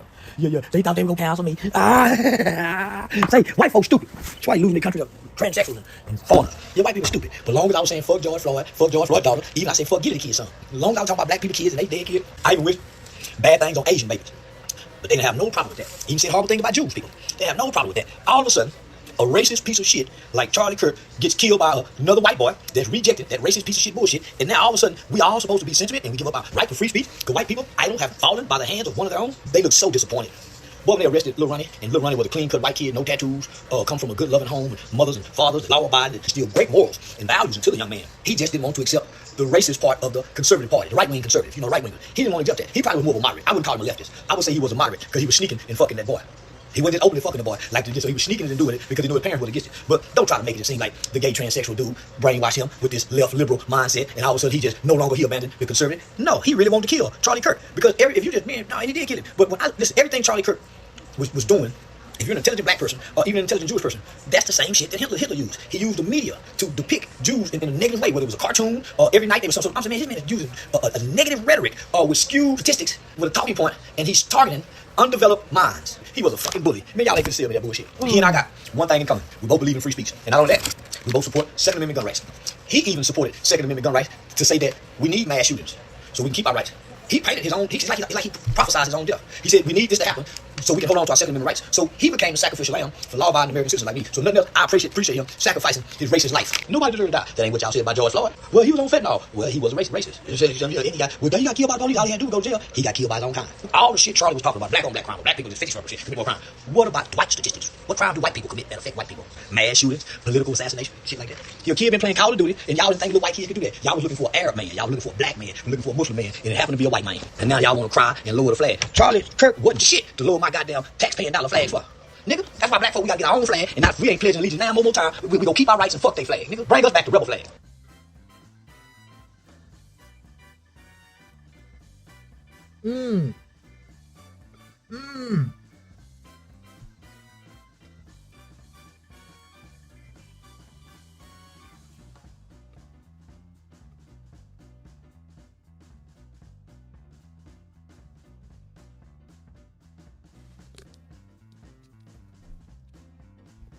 Pardon me.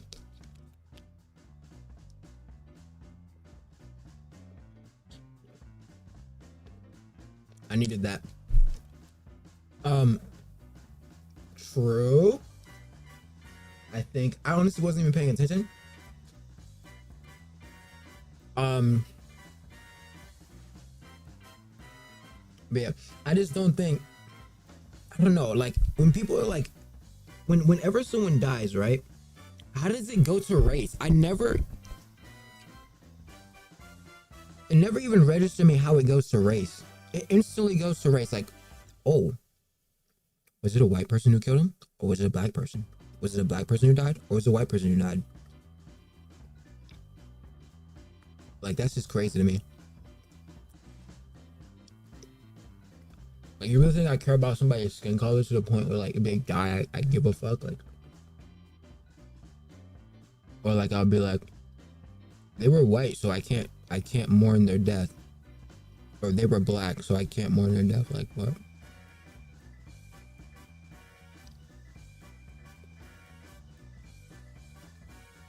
If you could be with your boyfriend currently, and I waved a magic wand and I said you can make $1 million a year and never do again, would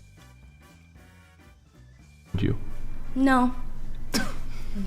Are you making more than that a year, Molly? Not yet. Oh, well then, I mean, aren't you doing that? That's your profession, so I assume you're doing that to make money, correct? Yeah, 100%. Well, also But Charlie just has a magical wand. He's used the wand. You can make $1 million a year. Yeah. You don't have to do, the adult content. Well, the thing is, I wouldn't have to do it. That would be great, but I would still want to do it. I mean, personally, like, I'm an exhibitionist. I love, like, putting my self out there for other people to see, for other people to, like, touch themselves to, have fun with. Can I ask you a question?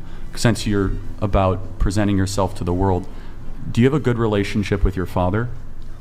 Okay, here we go. No, I don't talk to him. I'm not surprised. Yeah. If you could be with your boyfriend currently, and I waved a magic wand and I said you can make $1 million. That's that one, right? Yeah. I mean, you could have threw a dart and it would have landed on that. Dr. Doom will reportedly have a justified motivation or a valid motivation to justify his actions.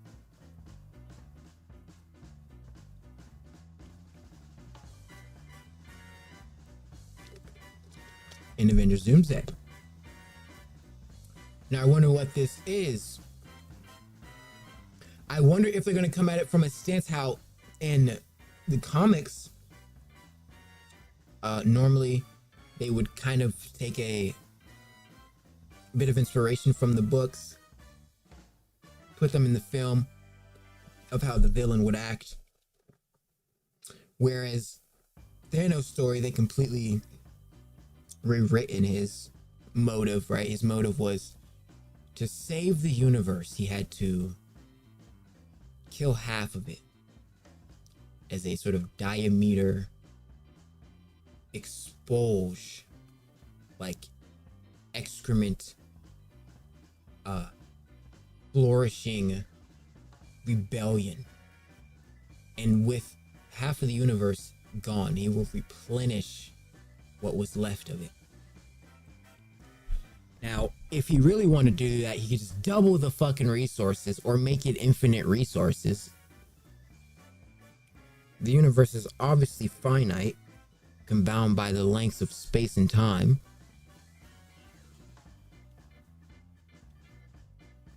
But the original motive was that he actually wanted to impress his goddess or mischief, Lord Death. And she was supposed to be, she wanted him to get as many bodies as possible, basically. So, once again, like I said, never no matter how tough the nigga is, do not let them tell you they don't get in their feels about bitches. Every nigga gets in their feels about bitches. Every nigga gets in their feels about bitches. Every single one. Every single one. Even Thanos was in his feels about a bitch. He wanted to kill half the universe. You know how in your feels you gotta be to wanna up that bit on. You wanna up this, go that fucking crazy. You wanna switch tease the universe. This nigga Thanos is finna switch tease the universe. The fuck? Switch tease on the ass, twin. It's funny. Okay. Looks like that's gonna wrap us up for tonight, team. Great show. Hope you guys enjoyed. Had a good few minutes of goofs and gaffs and laughs and having some fun. Oh, I'm just a silly goose. Oh, I'm just a silly goose, right? I'm just a silly goose. Party like a Rasta and I'm out European. Yeah, this girl looks good. Who is this? Isn't this is somebody's wife? Is that Jason Momoa's wife? I think that's her. I don't know though. I don't know. I think. I'm gonna guess.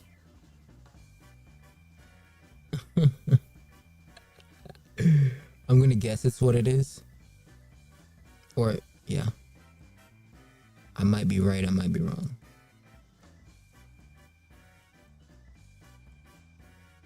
Oh my gosh, what the cross? Wait, hold on. Justin Bieber to pay north of 10 million headline? Damn. Oh, yeah. So people are headlining Coachella. Coachella's got some outs. I'll see. I'm gonna look at that stuff tomorrow probably. Okay. And yeah. And then right here, Timothy Chalamet, 25 million. We paid 25 million for upcoming heist film. High Side. Ooh. I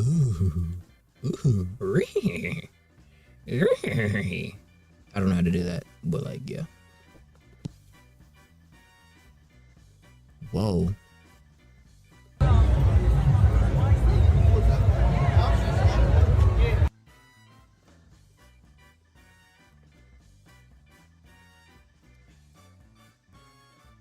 They look pretty good.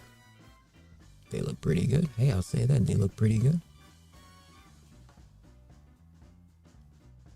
It's just crazy how, like, hey, look. It's Joy Sunday and Jenna Ortega. Yeah. Wait. Oh. Never mind.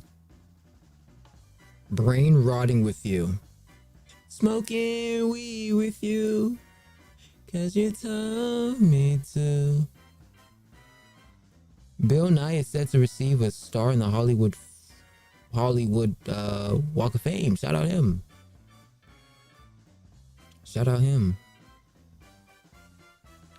the science guy. Here we go. Alright, last react. Alright, chat. Last react. I don't know what this is, but we're gonna see it. And then tomorrow, I'm gonna watch the Fantastic Four film. And actually gonna give like an actual drop take on the film. Cause I was like late to it. Like I was really late to it.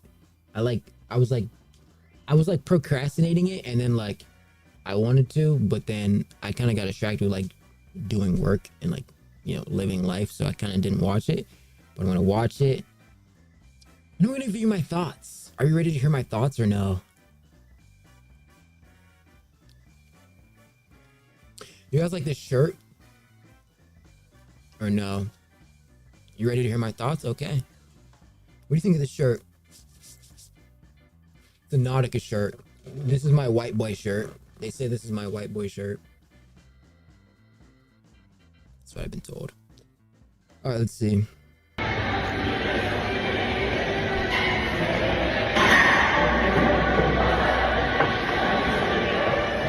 From Clemson representing this happens.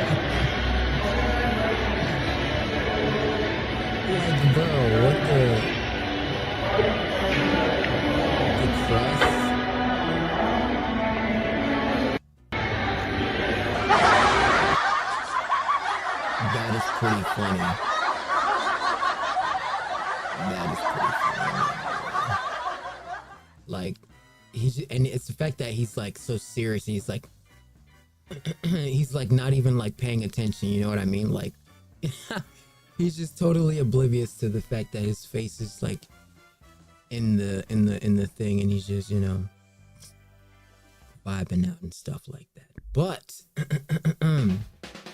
unfortunately, that is gonna wrap us up for today, team. All right, that's all we have for you today. All you digital detectives and chaos connoisseurs, if you thought a pettiest moment or a relationship with a maniacal crazy person was enough, keep that in mind, that we're only just getting started. Okay? Pretty funny stuff. I hope you guys enjoyed some of the jokes. I had a couple of decent jokes, you know. We had a bit of relationship tea to spill, you know what I'm saying? We slid in those replies. Say your piece, you know, if you want.